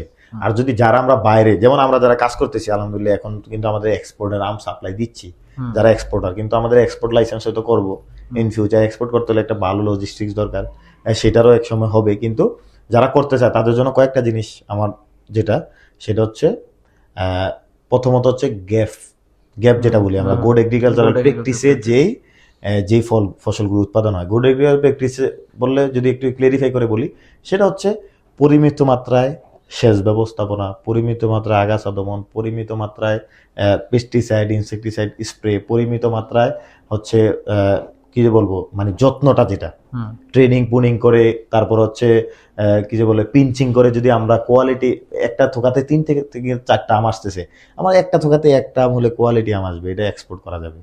ঠিক আছে, হুম হুম এই আমটা হচ্ছে সুন্দর টেক্সচার আসবে, কালারটা ভালো আসবে, ঠিক আছে, এক্সপোর্টের জন্য হবে। আর এই আরেকটা জিনিস হচ্ছে আহ, আহ, আরেকটা হচ্ছে যে স্যানিটাইজেশন। হুম স্যানিটাইজেশন যদি বলি সেটা হচ্ছে যে আমাদের পোস্টার মানে এক্সপোর্ট করার জন্য আমার যে বাগানের আমটা সেটা হচ্ছে বাগানে আগাছা মুক্ত থাকতে হবে। হুম তারপর হচ্ছে ফ্রুট ফ্লাই মুক্ত, আম কাটলেই ভিতরে বিল করতেছে পোকা, হুম সেই ফ্রুট ফ্লাই মুক্ত আমটা হতে হবে। ঠিক আছে, তারপর হচ্ছে আমাদের ওই বাগানের ব্যবস্থাপনাটা এবং এই বাগান থেকে আম পাড়ার যে সিস্টেমগুলো, যেমন অনেক সময় আম পাড়তেছে উপর থেকে ফেলাইতেছে, বস্তায় পড়তেছে, নিচে পড়তেছে, চাপ লাগতেছে, এই আমটা কিন্তু এক্সপোর্ট হবে না, হবে না যাওয়ার অবশ্যই। সাথে পচে যাবে। খুব যত্ন সহকারে আমগুলারে পাড়া, এই পাড়ার জন্য বিভিন্ন কৃষি মন্ত্রণালয় কিছু প্রজেক্ট নিছে, মানে আম রপ্তানি প্রকল্পে। আরিফ স্যার হচ্ছে এটার প্রজেক্ট ডিরেক্টর, আমাদের কৃষি ইউনিভার্সিটির বড় ভাই, ওনার সিনিয়র ইসা কলেজ ছিল। তো ওই স্যার কিন্তু ভালো কাজ করতেছে যে আমগুলারে পিকিং করার জন্য মেশিন, তো যারা কোয়ালিটি উৎপাদক তাদেরকে যদি একটা করে বা ওই এলাকায় যদি 2-3টা মেশিন দিয়ে দেওয়া যায়, মেশিন বলতে ইয়া যে ওইখান থেকে পিকিং করতে পারবে, হুম তাহলে এইগুলা কিন্তু ভালো। আরো বেশি উদ্যোগ নেওয়া দরকার কৃষি কৃষি মন্ত্রণালয়ের কৃষি সেক্টরে যারা আছে তাদেরকে, তাদের, এটা হচ্ছে বিষয় আর কি। আপনার কাছে কি মনে হয় যে এখানে সরকার এমন কিছু পদক্ষেপ নিলে আমরা এক্সপোর্টের থেকে অনেক ভালো একটা আর্ন বা দেশে আমরা একটা টাকা আনতে পারি বলে মনে হয় বা হ্যাঁ, সরকার যদি এই জায়গায় যথেষ্ট লজিস্টিক্সটা দেয়, হুম যে কোয়ালিটি এবং কি এক্সপোর্ট কোয়ালিটি আমটা প্রডিউস করার জন্য যেই পরিমাণ লজিস্টিক্সটা দরকার সেটা যদি সরকার দেয়, তাহলে আমি মনে করি যে কোয়ালিটি আম উৎপাদন হবে এবং এক্সপোর্টে আমগুলা নিবে। কিন্তু আমাদের দেশে গত 2025 সাল যদি বলি, মাত্র 2165 টন আম হচ্ছে আমরা এক্সপোর্ট করতে পারছি, যেটা 25 লাখ টন থেকে মাত্র 2165। 2165 টন, মানে হুম, খুবই নগণ্য না সেটা? অবশ্যই। এবং কি এমন হয়েছে যে আমাদের চায়নাতে হিউজ পরিমাণ আম যাওয়ার কথা রিজেক্ট করে দিছে, কারণ হচ্ছে ফ্রুট ফ্লাই ইস্যু ইস্যু কিছু হয়েছে। হুম এখন বলি বেগিং এর ইস্যুটা যদি বলি, বেগিং করলে হচ্ছে আমের ওই ওই জিনিসগুলা রিমুভ হয়, কিন্তু বেগিং ইস্যুতে যে জিনিসটা অনেক সময় হয়ে যায় সেটা হচ্ছে ওই যে সুগার লেভেলটা। হুম আম তো আসলে মিষ্টতা তো সুগার লেভেলে, টিএসএস এর মানটা কিছুটা কমে যায়, পোস্ট হারভেস্টে একটু কম সময়ে সেটা সাস্টেন করে। আমার মাস্টার্সের গবেষণা ছিল এই যে এগুলার উপরে, যে বেগিং এর নন বেগিং আমার পার্থক্যগুলা কেমন। তো সেটা কিন্তু হয়ে যাচ্ছে, মানে এখন চাইতে হবে যে বেগিং ছাড়া আমরুপালি আম বেগিং করলে মিষ্টতা কমে যাচ্ছে না, আমরুপালি আমটাই তো রসগোল্লার মতো, হুম হ্যাঁ মিষ্টি, মানে মানুষ আমরুপালি আম মানে এত অধীর আগ্রহ অপেক্ষা করে কাস্টমাররা, ঠিক আছে, হুম কনজিউমাররা, যে আমরুপালি আমের জন্য সে সারা বছর মনে অপেক্ষা, কবে আমরুপালি আসবে, কবে আমরুপালি আম আসবে। তাহলে বাংলাদেশে এটা হচ্ছে, এটা খুবই সম্ভাবনা বেশি এক্সপোর্টের জন্য আমরুপালি আম। তারপর হচ্ছে আহ, হিমসাগর আমটা খুবই এক্সপোর্টের জন্য, হাড়িভাঙাটাও কিছু হতে পারে। তারপর হচ্ছে ফজলি আমটাও আমাদের ট্রেডিশনাল আম হিসাবে কিছু হুম। এক্সপোর্ট হতে পারে। এই আমগুলো কিন্তু এক্সপোর্টের জন্য খুবই পারফেক্ট আম। আচ্ছা ভাই, এখন আমরা একদম একটু ডিপ কিছু জিনিসে যাব। সেটা হলো যে যারা ধরেন আম নিয়ে আসলে কাজ শুরু করবে, ধরেন সামনের বছর কেউ আম বিজনেসে যাবে, তাহলে তার তো অবশ্যই আগে বাগান নিতে হয়। আপনারা তো বাগান নিয়ে আসলে কাজটা শুরু করেন জার্নিটা। আমে মানে বাগান কেনার সময় আপনারা কি কি জিনিস নির্ধারণ করে আসলে বাগানটা কিনে থাকেন? আচ্ছা, এই জায়গায় যদি ফ্যাক্টটা শেয়ার করি, আসলে বাগান মূলত বাগান কিনা যায় না, হুম একজন চাষি থেকে একজন উৎপাদক থেকে আসলে বাগান কিনা হয় না। তো এই জায়গা হচ্ছে মার্কেটিং হয়তো বিভিন্ন কথা বলা হয়, তো আমরা যেটা বলি আর কি, হুম। যে ভালো উৎপাদকের থেকে ভালো আমটা সংগ্রহ করে দিই। আচ্ছা, অনেকে বলে যে আমরা বাগান কিনে ফেলছি, এই বাগানটা না, আমাদের। এটা এই জায়গায় হ্যাঁ অনেকে বাগান হচ্ছে কিনে ফেলছে বলতে, এটা যদি দুই ভাবে বলি, প্রথমত কথা হচ্ছে একজন উৎপাদক হচ্ছে তার সাথে চুক্তি হতে পারে, চুক্তি হয় আর কি, মূলত হ্যাঁ হ্যাঁ। এইটাকে হয়তো বলে আমরা কিনে ফেলছি, চুক্তিটা হয় এরকম। না হ্যাঁ, এক্স্যাক্টলি, মানে বছরের জন্য হ্যাঁ চুক্তি করে চুক্তি ফেলছে। বছরের জন্য না, মূলত ওই যে আমটার জন্য চুক্তি হ্যাঁ হয়। এক্স্যাক্টলি, হ্যাঁ। বছরের জন্য আসলে কেউ চুক্তি করে না না, না, হয়তো এটা এক্স্যাক্টলি আমি বিজনেস একটা স্ট্র্যাটেজি হিসাবে অনেকে ইউজ করে। হুম হুম মূলত আমটার চুক্তি হয় যে আপনার বাগান থেকে আপনার আম ভালো উৎপাদন হয়েছে, কিন্তু আপনার বাগান থেকে আমি কোয়ালিটি আম নেব, যেমন হিমসাগর আম যদি বলি আমি 4টা কেজি আমটা নেব, ফ্রেশ কোয়ালিটির আমটা নেব। হুম বা রূপালি আম যদি বলি 3-4টা কেজি এরকম টপনচ কোয়ালিটির আমটা নিব, বা 3 থেকে 4টা 5টা হবে এটা নিব, তাহলে ঠিক আছে। কিন্তু রূপালির ক্ষেত্রে আমার পরামর্শ 4 থেকে 6-এর আমটাকে একটা বুলেট, বুলেট আচ্ছা। মানে মিষ্টতার দিক থেকে, খাওয়ার দিক থেকে, যেগুলো 2টা 3টায় বা একটাতে 700-800 গ্রাম হয়ে যাচ্ছে, এগুলো কিন্তু অনেকটা ট্যাবলেট ইউজ করা হচ্ছে, মানে জিবিরিলিক অ্যাসিড বা আদার্স সাবস্টেন্সেস দিয়ে টনিক, এজ লাইক ড্রাগন দেখেন টনিকের কারণে অনেক বড় হয়ে যাচ্ছে, মানে আমের ক্ষেত্রে এরকম কিছু প্রবলেম ইদানিংকালে হচ্ছে, যেটা কিন্তু আসলে আমাদের আমের বিজনেসকে কলাপস করার জন্য যথেষ্ট হয়ে যাবে। এই জন্য সাপাহার অঞ্চলে একটু বেশি হচ্ছে, এটাকে একটু রিডিউস করা উদ্ধার্ত আহ্বান আমার চাষিদেরকে। ঠিক আছে। তাহলে ভালো বাগান আপনারা কিভাবে নির্ধারণ করেন? আচ্ছা, কি কি ভালো জিনিস বাগানটা দেখেন? নির্ধারণ করা হয় মূলত যে মানে এক দুইবার আসলে আম নিয়ে আসলে এটা জাজ করা যায়, আচ্ছা। যে আসলে আমটা খেয়েও কিছুটা প্রাথমিকভাবে খেয়ে যে আসলে কয়েকটা আম খেলাম, দেখলাম তার যত্নটা কেমন, তার উপর ডিপেন্ড করে। তারপর হচ্ছে আমটা আমটা হচ্ছে খাওয়ার পরেও বোঝা যায়, কয়েকটা পাকা আম খাওয়ার পরে যে এটার মধ্যে কোনো ফ্রুট ফ্লাই ইস্যু আছে হুম। কিনা, বা কোনো স্পট ইস্যু আছে কিনা, অ্যানথ্রাকনোজের ইস্যু আছে কিনা, সেটা দেখতে হয়। তারপর হচ্ছে তার সাথে একটা কন্ট্যাক্ট করতে হয় যে আমার এই কোয়ালিটি আমটা আমি নিব আপনার থেকে, এই দামে নিব, ঠিক আছে। সেক্ষেত্রে কিন্তু বাজার থেকে 200-400 টাকা বেশি দিয়ে নিতে হয়। হুম, হুম, হুম। এই জায়গায় চাষি কিন্তু বাজারে গিয়ে অনেক কম দাম পাচ্ছে, কিন্তু আমি তাকে 200 টাকা বেশি দিয়ে আমরা নিচ্ছি, সেক্ষেত্রে সেও খুশি, আমিও স্যাটিসফাইড কাস্টমারদের করতে পারতেছি। হুম, হুম। হ্যাঁ, বাল্ক কোয়ান্টিটি আম নিয়ে আবার কাজ করতে গেলে বাগান থেকে এই ধরনের লজিস্টিক দেওয়াটা একটু কঠিন। সব আম কিন্তু বাজার থেকে পারা হয়, হুম। মানে বাগান থেকেই পারা হয়, কিন্তু এটা বাজারে উঠে যায়। তো আমরা যারা উৎপাদক আছে তাদের সাথে কন্ট্যাক্ট করলে তারা হচ্ছে আমটাকে বাজারে বিক্রি না করে আমাদের ওয়্যার হাউসগুলোতে নিয়ে আসলো, আমাদের প্যাকেজিং সেন্টারে নিয়ে আসলো, বা তার বাগানে কোনো একটা সেট করে, যারা নতুন আসতেছে তারা তো ধরেই তো প্যাকেজিং সেন্টার সেট দিতে পারবে না। না, না, অবশ্যই না। তারা হয়তো বাগানে 20টা 30টা 50টা ক্যারেট আম করলো, ওইখানে একটা সেট করলে আম বেচতে পারবেন আর কি। আম বীজলে সেটা হচ্ছে পোস্ট হারভেস্ট লসটা অনেক বেশি হবে আম লিচুগুলা। বাগানে আম কি দামটা কিভাবে নির্ধারণ করেন? ধরুন আমি এখন আম বা একটা বাগানের জন্য আম নিতে যাব, এখন তার একটা দাম বললো, বা আপনারা কিভাবে আসলে আমগুলো সেটা মূলত বাজারটা আগে অ্যানালাইসিস একটু করা হয়, যে যেমন যেহেতু লোকাল মার্কেটে আম কিন্তু 4-5 দিন আগে নেমে যাচ্ছে আমাদের অনলাইন থেকে। হ্যাঁ। তো আমরা কিন্তু অনলাইনে আগে যেমন সাপার, এখন আম কত যাচ্ছে, ভালো যে কোয়ালিটির আমটা সেটা 3000 থেকে 4000 টাকা কেজি আমের এই ধরন অনুযায়ী। তো সেটা আমরা কিন্তু জাজ করে ফেলি, এখন বাগানে গিয়ে বলি যে আমার কোয়ালিটি অনুযায়ী এটা বলি, দুইজনের নেগোসিয়েশন করে একটা কোয়ালিটিতে চলে আসা যায়। আর খুচরা যেহেতু বিক্রি করা হয়, 10 টাকা বেশি হলে বা 5 টাকা বেশি হলে কেজিতে, সেটা আসলে প্রফিট মার্জিন অতটা এফেক্ট করে না। কিন্তু আমাদের ইয়াটা থাকে যে আমটা আমার পছন্দ হয়েছে, ওনার বাগানের আমটা পছন্দ হয়েছে, আমি আমার কাস্টমারকে দিব, ইয়ে করব। আর নেগেটিভ ব্র্যান্ডিং বা মিথ্যা কথা বলে আসলে বরকত হবে না বিজনেসে, ঠিক আছে। আমি উৎপাদকের থেকে নেই, আমার আমার বাবার কোনো বাগান নেই, ঠিক আছে, আমার নিজেরও কোনো বাগান নেই, স্টিল নাও। আমি হচ্ছে ভালো উৎপাদক কোয়ালিটি গ্রোয়ার যারা আছে তাদের সাথে কন্ট্যাক্ট করে আমি হচ্ছে আমটা সংগ্রহ করি। আর যারা এই লাইনে আছে মোটামুটি এখনো সবাই এই লেভেলে আছে, দুই একজন হয়তো চুক্তিবদ্ধভাবে কোনো বাগানের সাথে একটু সার ওষুধ বিভিন্ন কিছুর খরচ দিয়ে তারা হচ্ছে তার সাথে একটা বেটার চুক্তি আছে, এতটুকু বিষয় আর কি। কারণ ওই পাতা কিনা কিন্তু আবার জায়েজ নেই, মানে যেটা আড়তদাররা করে সিজনের শেষে কিন্তু পাতা কিনে, এটা কিন্তু ঠিক না। এটাকে আপনি বিজনেসের লস, কারো পক্ষে লস হওয়া উচিত না, একজন বাগান গ্রোয়ারেরও লস হওয়া উচিত না, একজন আমরা যারা সাপ্লাই করি তাদেরও লস হওয়া উচিত না। এই জন্য হচ্ছে বাগান ওইভাবে কিনা যায় না, লিজ নেওয়া যেতে পারে, যে আপনার এই আম বাগানটা আমি 10 বছরের জন্য আমি লিজ নিব, এরকম লিজ অনেকে নিচ্ছে। আমরাও সাপার এরকম ভাবে কাজ করতেছি, শুধু আমরুপালি আম যেহেতু চাহিদা বেশি, আর ওইখানে প্রচুর, আমাদের এলাকায় যেমন ধানি জমি বেশি, কোনো এলাকায় আলুর জমি বেশি, অন্যান্য ফসলের জমি বেশি, ওই এলাকায় হচ্ছে আমের জমি আম, শুধু আমরুপালি।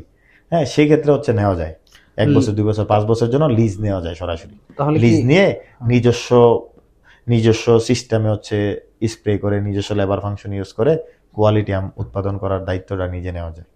আপনার কাছে কোনটা মনে হয়, লিজ নিয়ে করাটা ভালো নাকি সরাসরি কিনে লিজ নিয়ে করতে গেলে এটা খুবই একটা টাফ সিচুয়েশন, করতে পারলে অবশ্যই প্রোডাকশন বেটার। কস্টটা বেশি তবে পড়বে? ইনিশিয়ালি যারা বিজনেসে আসতে যাচ্ছে বা আসবে তাদের এটাতে গেলে তারা হচ্ছে আসলে বুঝবে না, তখন লাভের চেয়ে লস বেশি হয়ে যাবে, ঠিক আছে। এটা কিন্তু এই কাঁচামালের এই উৎপাদনটা কিন্তু খুবই একটা কি বলবো রিস্ক, এটা ভালো হতেও পারে না হতে পারে, আবহাওয়া, বাংলাদেশের কন্ডিশন, বেটার পরিমাণে যে এগ্রো প্রডিউস গুলা দেওয়া লাগে ভালো আম উৎপাদন করার জন্য, এগুলা টাইম টু টাইম না পাইলে কিন্তু আবার হবে না।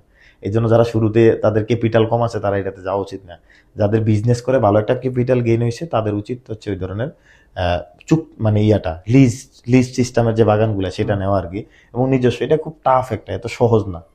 হয়তো অনেকে বিভিন্ন টেকনিক ইউজ করে হয়তো বলতেছে, কিন্তু সেটাই মানে অরিজিনালি মার্কেটে যেটা চলতেছে, ভালো উৎপাদক থেকে ভালো আম নেওয়া হচ্ছে, এইটাই হচ্ছে পজিটিভ মার্কেটিং, ঠিক আছে। নিজের বাগান নিজে কিনে ফেলছি এগুলা বললে অনেক সময় মিথ্যা হয়ে যেতে পারে, সেগুলো দরকার নাই বিজনেসে, আমের বিজনেসের লস হওয়ার কেমন সম্ভাবনা থাকে, বিশেষ করে যারা আসলে যাদের বাগান আছে, যারা আম উৎপাদক থাকে, তারা কেমন লাভবান হয় আর আপনারা কেমন লাভবান হন, লস হওয়ার কেমন সম্ভাবনা থাকে? আপনাদেরটা লাভবান হওয়ারটা বিশেষ করে ক্লিয়ার হয়েছে, বাট বাগানির যারা আছে তাদের লাভবান হওয়ার চান্স কেমন থাকে, তাদের খরচটা উঠে কিনা ঠিকভাবে? এই জায়গায় দুইটা ইস্যু, একটা হচ্ছে বাগানির টাকা আমি ব্যবসা করা, বিষয়টা হচ্ছে কি বাগানি থেকে আমি প্রোডাক্ট নিলাম, আম নিলাম, নিয়ে আমি ব্যবসা করে তাকে টাকা দেওয়া এক জিনিস, আরেকটা হচ্ছে আমার টাকা সে মানে পাওয়ার সাথে সাথে, মানে আমি আমের টাকাটা আম নেওয়ার সাথে সাথে দিয়ে দিলাম, সে কীটনাশকের দোকানের বাকি দিয়ে দিল, সে লেবারদেরকে খুশি করে ফেললো তার আন্ডারে, তার পরিবার খুশি, সে খুশি, নগদ একটা পেমেন্ট, যেটা এটা বাগানির জন্য খুবই ভালো। যেটা কিন্তু আড়তদারদের সাথে পেমেন্ট ইস্যু নিয়ে বাগানিদের 1 মাস 2 মাস 6 মাস 1 বছরের পেমেন্ট আরেক বছরও পায়, এরকম অনেক সমস্যা আছে। আচ্ছা, তারপরে দ্বিতীয় কথা হচ্ছে, বাগানি আমাদেরকে যদি বাগান থেকে আম দেয়, সেক্ষেত্রে আমরা 5 কেজিতেই, কোয়ালিটি আমরা নেই 5 কেজিতেই সন্তুষ্ট, অতিরিক্ত 4 থেকে 5 কেজি দিলে। কিন্তু আরো 52 কেজি 53 কেজি 60 কেজি করে আম নিচ্ছে, ওই আমে ওই গ্রেডিং করতেছে, বাছাই করতেছে, এই করতেছে, বাগানি সারাদিন বাজারে দাঁড়াই থাকতেছে, থাকার পরে হচ্ছে আমগুলা গ্রেডিং শোডিং করে আবার বাদ দিতেছে, বাদ আমগুলো আবার বাজারে বিক্রি করার জন্য আবার যাচ্ছে, মানে সারাদিন সে শুধু 1 ব্যান 2 ব্যান আম বিক্রি করতেছে, তার সারাদিন চলে যাচ্ছে, সে নাওয়া খাওয়ার সময় পাচ্ছে না। আর কিন্তু আমাদের কাছে বিক্রি করলে সে রিল্যাক্সে তার লেবার দিয়ে দিল, আমরা আমাদের মতো করে আমাদের যে লেবার নিলাম তাদেরকে বললাম এই আমটা অ্যাকসেপ্ট হবে, এটা প্যাকেজিং হবে, এটা প্যাকেজিং হবে না, এটা সে আলাদা করে বাজারে পাঠিয়ে দিল একটা ভ্যান দিয়ে, ওই ভ্যানে আড়তদারদের কাছে সরাসরি গেলে ওই আমার একটা রেট থাকে, ওটা বিক্রি করে দিল। তার আর যে একটা হেডেক এন্ড হ্যাসেল, সেটা কিন্তু হচ্ছে না। মানে আরেকটা কথা হচ্ছে যে ভালো উৎপাদক যারা, তাদের যে আমটার যে মূল্য, বাজার মূল্যটা কিন্তু অনেকটা কম পায় অনেক সময়, কিন্তু আমাদের কাছে কিন্তু আমরা যেটা করি যে মূল্যটা একটু বেশি দিয়ে হলে বেটার আমটা কিনতে চাই। এই জন্য সে যদি আমাদেরকে দেয় বাজার থেকে মিনিমাম, আমার যেটা ধারণা, মিনিমাম 200 থেকে 400-500 টাকা পর্যন্ত সে প্রফিট মার্জিন বেশি করতে পারে। অনেক অনেক ঠিক আছে। আচ্ছা, আমি এখন একটা জিনিস বুঝতে পারতেছি যে তাহলে তার লস হওয়ার কোনো দিকে চান্স নাই, বিষয়টা কেমন? না না, মানে আপনারা যেগুলো বাদ দিচ্ছেন সেগুলো সে বাজারে পাঠাচ্ছে, আপনাদের থেকেও ভালো দাম পাচ্ছে, বাজার থেকেও পাচ্ছে, মানে লস হওয়ার তো কোনো চান্সই দেখতে পাচ্ছি না আমের বিজনেসে। তাহলে হ্যাঁ, অনলাইন পার্টির আম দিয়ে কোনো বাগানে বলতে পারবে না যে আমি লস খাইছি। আর এক্ষেত্রে কেউ যদি নতুন করে কারো মানে কোনো নাম দেখে, লেবাস দেখে কারো দোকায় পড়ে, সেটা ভিন্ন, কিন্তু যারা ভালো ইয়া করতেছে তাদের থেকে লস হওয়ার সম্ভাবনা আমি ব্যক্তিগতভাবে দেখি না। আপনার এমন কোনো বছর গেছে এই 4 বছরে যে আপনি যেরকম লাভের আশা করছেন সেরকম লাভ পান নাই বা লস হয়েছে আপনার আমের বিজনেসে, এমন কোনো বছর গেছে আপনার? আমার আসলে আমের বিজনেসে মানে ওই রকম কোনো লস হয় নাই, যেটা বলার মতো কোনো লস হয় নাই। আপনি হ্যাপি? হ্যাঁ, আমি আমের বিজনেস, আম না শুধু ওভারঅল ফলের বিজনেস আমি হ্যাপি। এবার যেমন লিচু নিয়ে কেউ ভয় কিন্তু কাজ করতে চায় না, আমি কিন্তু এই বছর কয়েক লক্ষ লিচু সাপ্লাই করছি, ঠিক আছে, রিটেল এবং হোলসেল লেভেলে। আমার পিছনে আপনার এই ডিসপ্লেতে আপনার নিজের লিচু। হ্যাঁ, এটা আনলাম তোমাদের জন্য, মূলত খাওয়ার জন্য কিছু আম লিচু নিয়ে আসলাম, ছোট ভাই ব্রাদার স্যাররা আছে, চেষ্টা করি আর কি সবাইকে। আসলে কি এগুলো হচ্ছে মানে এটা কি জাতের লিচু? এটা হচ্ছে বোম্বাই লিচু, যেটা বোম্বাই লিচু। তবে বাজার হচ্ছে বোম্বাই লিচুর মধ্যে বিভিন্ন ক্যাটাগরি আছে। অনেকে মাদ্রাজি লিচুরে বোম্বাই লিচু বলে বিক্রি করে, অনেকে হচ্ছে হলিয়া বোম্বাইকে চায়না 3 হিসাবে বিক্রি করতেছে, চায়না 6 হিসাবে নিজেরা ভ্যারাইটির নাম দিয়ে দিচ্ছে। মূলত বাংলাদেশে টপনচ কোয়ালিটি যারা আমরা আউটলেট সাপ্লাই করি, অনলাইন সাপ্লাই করি, তারা হচ্ছে বোম্বাই লিচু, বেদেনা লিচু, চায়না 3 লিচু, এই 3টা লিচু নিয়ে সবচেয়ে বেটারলি কাজ করতে পারি। ঠিক আছে। আর লিচু নিয়ে কাজ করতে হলে রিস্ক টেকিং থাকতে হবে, যে আমি 1 লক্ষ লিচু দিলে 5,000 লিচু নষ্ট হইতে পারে। আর লিচুর বিজনেসে তো 1000 লিচুতে 1100 পিস লিচু দেওয়া হয়, কারণ হচ্ছে যে 100 পিস ঝরে যায়, পচে যায়, কিন্তু বাজারে লিচু কিনে 100তে 100 পাওয়া যায় না। আমাদের লিচু 100তে 100 দিচ্ছি, 90টা পাওয়া যায়, ঝরে যায়, পচে যায়। আমাদের লিচুতে হচ্ছে আমরা 100তে 100 দিচ্ছি। আবার যদি ঝরে যায়, পচে যায়, এগুলা বাদ দিয়ে যেটা ভালো, যে 100 অতিরিক্ত আছে ওইখান থেকে 100তে 100 দিচ্ছি। এটা হচ্ছে লিচুর বিজনেসে বড় ইয়ে, 100তে 100 লিচু দিচ্ছি এবং হচ্ছে বাগান থেকে ওভারনাইট যাচ্ছে, ফ্রেশ লিচুরা পাচ্ছে। আর লিচুর ক্ষেত্রে কিন্তু মানে কোনো ধরনের ইথোফেন বা কার্বাইড সরাসরি স্প্রে হয় না। তবে যেটা হচ্ছে ফলকে গাছে ধরার জন্য অতিরিক্ত মেনকোজেবটা স্প্রে করে, যখন গাছ মানে আগাম আনার জন্য একটা স্প্রে করে, গ্রোথ হরমোন দিয়ে, মানে যে পাকানোর যে হরমোন কিছু স্প্রে করে হচ্ছে কালারটা নিয়ে আসা হয়। মূলত পারার পরে কোনো স্প্রে হয় না। আম যেমন পারার পরে খুব ডিপলি স্প্রে করা হয়, লিচুতে সেটা হয় না। তবে লিচুতে যে আগাম এবং কি পরবর্তী, যেমন এখন বর্ষাকাল, আমাদের লিচু কিন্তু সাপ্লাই বন্ধ 15 তারিখ থেকে, ঠিক আছে। গত মাসের 20 তারিখ থেকে শুরু হয়েছে লিচু সাপ্লাই, 1 মাস সর্বোচ্চ। লিচু সিজনটা খুবই লিমিটেড। এই লিমিটেড সময় একটা হিউজ বিজনেস অপরচুনিটি আছে, কেউ যদি রিস্ক টেকিং এ বিজনেস করতে পারে আর কি। আচ্ছা, আপনি তো লিচু, তবে কুরিয়ারে লিচুটা হবে না। আচ্ছা, কুরিয়ারে লিচু হবে না, লিচু হবে বাস এবং কি নিজস্ব পরিবহন ব্যবস্থা না। আপনি তো অনেকদিন ধরে লিচুর বিজনেস করতেছেন, লিচুর বিজনেসে কেমন লাভ দেখতেছেন? আপনি বললেন যে 100 পিস এক্সট্রা করে দিচ্ছেন আপনি, সরি 100 মানে 1100 পিস দিচ্ছেন। এত বেশি দেওয়ার পরে কেমন লাভ হচ্ছে লিচুর বিজনেসে? কেমন লাভ এখন আমরা যেটা দিচ্ছি, এটাতে অনেকে 1100 পিস বিক্রি করতে পারতেছে, ওভারনাইট চলে যাচ্ছে ভালো, সে ওই 100 পিসের লাভটা বেশি। এই জন্য ওই যে বাজারে যে লিচুর দাম কম আর আমাদের বেশি হওয়ার কারণ, যে বাজারে বাজারে 1100 পিস লিচু দেওয়া হচ্ছে, আর অনলাইনে যদি কোয়ালিটিটা বিএপি কোয়ালিটি হয় সেক্ষেত্রে কিন্তু ক্যারেটে 500 লিচুই যাচ্ছে। সে একটা লিচু ধরতেছে না, সমস্যা হচ্ছে না, কোয়ালিটি লিচুটাই পাচ্ছি। ক্যারেট প্যাকেজিং এ ট্রান্সপোর্টেশনটা বেশি, নিজস্ব ট্রান্সপোর্টে খরচটা বেশি পড়ে অনেকটা সেক্ষেত্রে। আর বাজারে যেটা হয় যে ওই যে 100 লিচু অতিরিক্ত দেওয়া কাস্টমারকে ফিল আপ করার জন্য বাজারে ওই 100 লিচু আলাদা বিক্রি করা হচ্ছে, ফুললি আলাদা বিক্রি করা হচ্ছে। এই জন্য 100 লিচু ওই যে ঝরে যায় পচে যায়, এগুলা বাদ দিয়ে আমি চাচ্ছি আমাকে একটা খাওয়াচ্ছে। আমাদের তো এটা না, আমাদের যেটা হচ্ছে এটা আমরা 300 পিস লিচু 300 দিয়ে দিচ্ছি, কাউকে ওইখান থেকে একটা খেতে দিচ্ছি না, বা একটা ঝরে গেলে সেটা ওই যে এক্সট্রা লিচু থেকে ফিল আপ করে দিচ্ছি, সেই কারণে কাস্টমার হ্যাপি। লাভ কেমন দেখতেছেন আপনি লিচুর বিজনেসে? লিচুর বিজনেসে রিস্ক বেশি, লাভও বেশি। শর্ট টাইমে ভালো একটা লাভ আছে, ঠিক আছে, তবে লস হইলে আবার লসের পরিমাণটাও বেশি হবে। যেমন এই বছর আমি প্রায় 5000 লিচু, প্রায় 3 লক্ষ লিচুর মতো ডেলিভারি করে 5000 লিচু ড্যামারেজ দিছি। ফুল 5000 লিচু মানে ড্যামারেজ দেওয়া লাগছে। তো সেটা আবার 5000 লিচু ড্যামারেজে প্রায় মোটামুটি একটা অ্যামাউন্ট, যারা শুরু করে তাদের জন্য আবার কঠিন।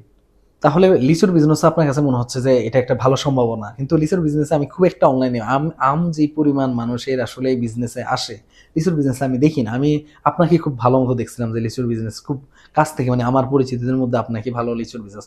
রিসেন্ট দেখলাম যে হয়তো বা পপিয়াপুরা রিসেন্ট কিছু লিচু দিয়ে শুরু করছিল, দেখলাম যে দুই একটা। আপনাকে ভালো মতো দেখছিলাম। তার মানে আপনার চোখে লিচুর বিজনেস লাভবান হওয়ার একটা বড় চান্স আছে। হ্যাঁ, নিজস্ব পরিবহন যদি হয়, যেমন ঢাকা সিটিতে আমি সরাসরি লিচু বাগান থেকে লিচু নিয়ে আসলাম, ক্যারেটিং করে 200 পিস বা 300 পিসের কার্টন বা 200 পিসের ক্যারেট প্যাকেজিং হলো, সেটা সরাসরি আমার কোনো নিজস্ব গাড়িতে ঢাকা সিটিতে সারাদিন ডেলিভারি করে দিলাম, ঠিক আছে, ওভারনাইটে গাড়িটা চলে আসলো, ঠিক আছে, ঢাকা সিটিতে সকাল থেকে ডেলিভারি শুরু হয়ে গেলো, তখন কিন্তু কোয়ালিটি ভালো থাকবে। ঢাকা সিটিতে এই সিস্টেম হতে পারে। আর কুমিল্লা বা আদার সিটিগুলোতে যারা লিচু নিয়ে কাজ করতে যাবে করতেছে, তারা হচ্ছে ওই যে বাস যোগে একটা ভিউজ পরিমাণ নিয়ে যাচ্ছে, বা সরাসরি 3 টনের যে পিক আপগুলো আছে সেগুলোতে প্রায় 80-90 হাজার লিচু চলে যাচ্ছে, ওটা সাপ্লাই দিতে পারতেছে ভালো। কোন জাতের লিচু দিয়ে এলে বেশি লাভবান হওয়া সম্ভব? বাংলাদেশের মানুষ হচ্ছে আমের ক্ষেত্রে যেমন আমরুপালির প্রতি বেশি অ্যাট্রাকটিভ, বাংলাদেশের মানুষের বোম্বাই লিচুর প্রতি অ্যাট্রাকটিভ। আচ্ছা, সবার পার্সেস ক্যাপাসিটির মধ্যে এই লিচুটা আছে, এবং উৎপাদনও বেশি, সিজনের শুরুতে শুরু হয় এবং কি একটু লম্বা সময় ধরে এটা থাকে। আর বেদানা লিচু উৎপাদন খুবই কম, দামটা মিডিয়াম রেঞ্জে আছে, সাপ্লাই কম, এই জন্য সবার পার্সেসিং ক্যাপাসিটিতে থাকে না। আর চায়না থ্রি লিচুটা খুবই ট্রেন্ডিং এ আছে, এটার বিচিটা খুবই ছোট। আচ্ছা, আচ্ছা। বিচিটা নাই বললেই চলে, ছোট একদম। হ্যাঁ, যেটা পার্থনোগ্রাফিক যে ফলগুলো হয় যে বিচি তেমন থাকে না, এরকম প্রায় বিচিটা হালকা ছোট, মাংস বেশি, দাম অনেক বেশি, প্রায় 100 লিচু 1200 টাকা, 1100 টাকা, 1000 টাকার উপরে, মানে 10 টাকা 12 টাকার পরে একটা পিস। আর বোম্বাই লিচু সর্বোচ্চ টপনচ কোয়ালিটি 5 টাকা 6 টাকা পাচ্ছে, একদম টপনচ কোয়ালিটি। আর একটু রেগুলার হলে 4.5 টাকা করে এক পিস লিচু পড়তেছে, 100 পিস সে পাচ্ছে। হ্যাঁ, বোম্বাই লিচুটা নিয়ে ইদানিং ভালো কাজ হচ্ছে। এটা এক্সপোর্টও, বোম্বাই লিচুটা এক্সপোর্টেরও সম্ভাবনা আছে, কারণ এটা যদি একটু সবুজাব থাকতে হারভেস্ট করা হয়, সেটা এক্সপোর্টও 4 থেকে 5 দিনও রাখা যাবে। যদি রেফ্রিজারেটর ভেহিকলে, তো এক্সপোর্টের বিষয়গুলো তো একটু রেফ্রিজারেটর ভেহিকলে হয় বা এয়ার ফ্লো ভেহিকল হয়, তাহলে সমস্যা হবে না। আচ্ছা, আমরা আবার আমের বিজনেসে আসি।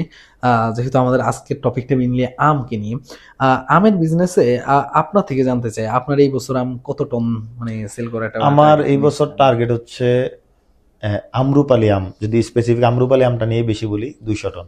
আচ্ছা, আর আদার্স আম হচ্ছে আমার টার্গেট হচ্ছে 100 টন, মোট 300 টন। 300 টন আম। আপনার যদি মানে কোনো অসুবিধা না থাকে, কেমন লাভ হইতে পারে আপনার এই বছর? জাস্ট লাভটা আমাকে একটু বলুন। এটা প্রফিট মার্জিন, আমরা তো পেড মার্কেটিং করি না, আমাদের হচ্ছে অর্গানিক মার্কেটিং এর 20% প্রফিটের একটা ইচ্ছা থাকে আর কি। তো যদি 100 টন আম দেই, তাহলে সেক্ষেত্রে যদি 20 টাকা করে লাভ হয়, তাহলে সেক্ষেত্রে কত হচ্ছে, প্রায় 100 টন 1000, 10,000, 1 লাখ, 1 লাখ হলো 20 লাখ টাকা। 20 লাখ টাকা, 20 লাখ টাকা মানে আরো 20 থেকে 30 লাখ টাকা আপনার মিনিমাম 5 মিলিয়ন একটা টার্গেট আছে আর কি। টার্গেট একটা বছরের জন্য। হ্যাঁ, টার্গেট এটা, বাকি হচ্ছে যতটুক হয় টার্গেটটা ওইটা আছে আর কি। বাকি weather, transportation issue, customer consume capacity গত বছরের তুলনায় এই বছর একটু কম হবে মনে হচ্ছে, বৈশ্বিক প্রেক্ষাপটে ওভারঅল সিজনাল বাকি প্রোডাক্টগুলোতেও একটু বাটা পড়ছে, কারণ মানুষের কেনার আগ্রহ একটু কমে গেছে, মানুষ একটু ওরিড মার্কেটে, মিডল ইস্টের যুদ্ধ পরিস্থিতি অনেকটা মানুষের শিথিল করে দিছে। আর বাংলাদেশের এই অনলাইন কনজিউমারদের 50%, আমার মনে হয় 50% প্রবাসী, মিডল ইস্ট এবং কি আদার্স প্রবাসী বেশি। না, এই বছর আপনাদের কিছু এই যে দাম নিয়ে বেশি ট্রেন্ডিং এ থাকার কারণে, যেমন এই বছর আমি কিন্তু আমার আম্মার জন্য এখন আম পাঠাই নাই।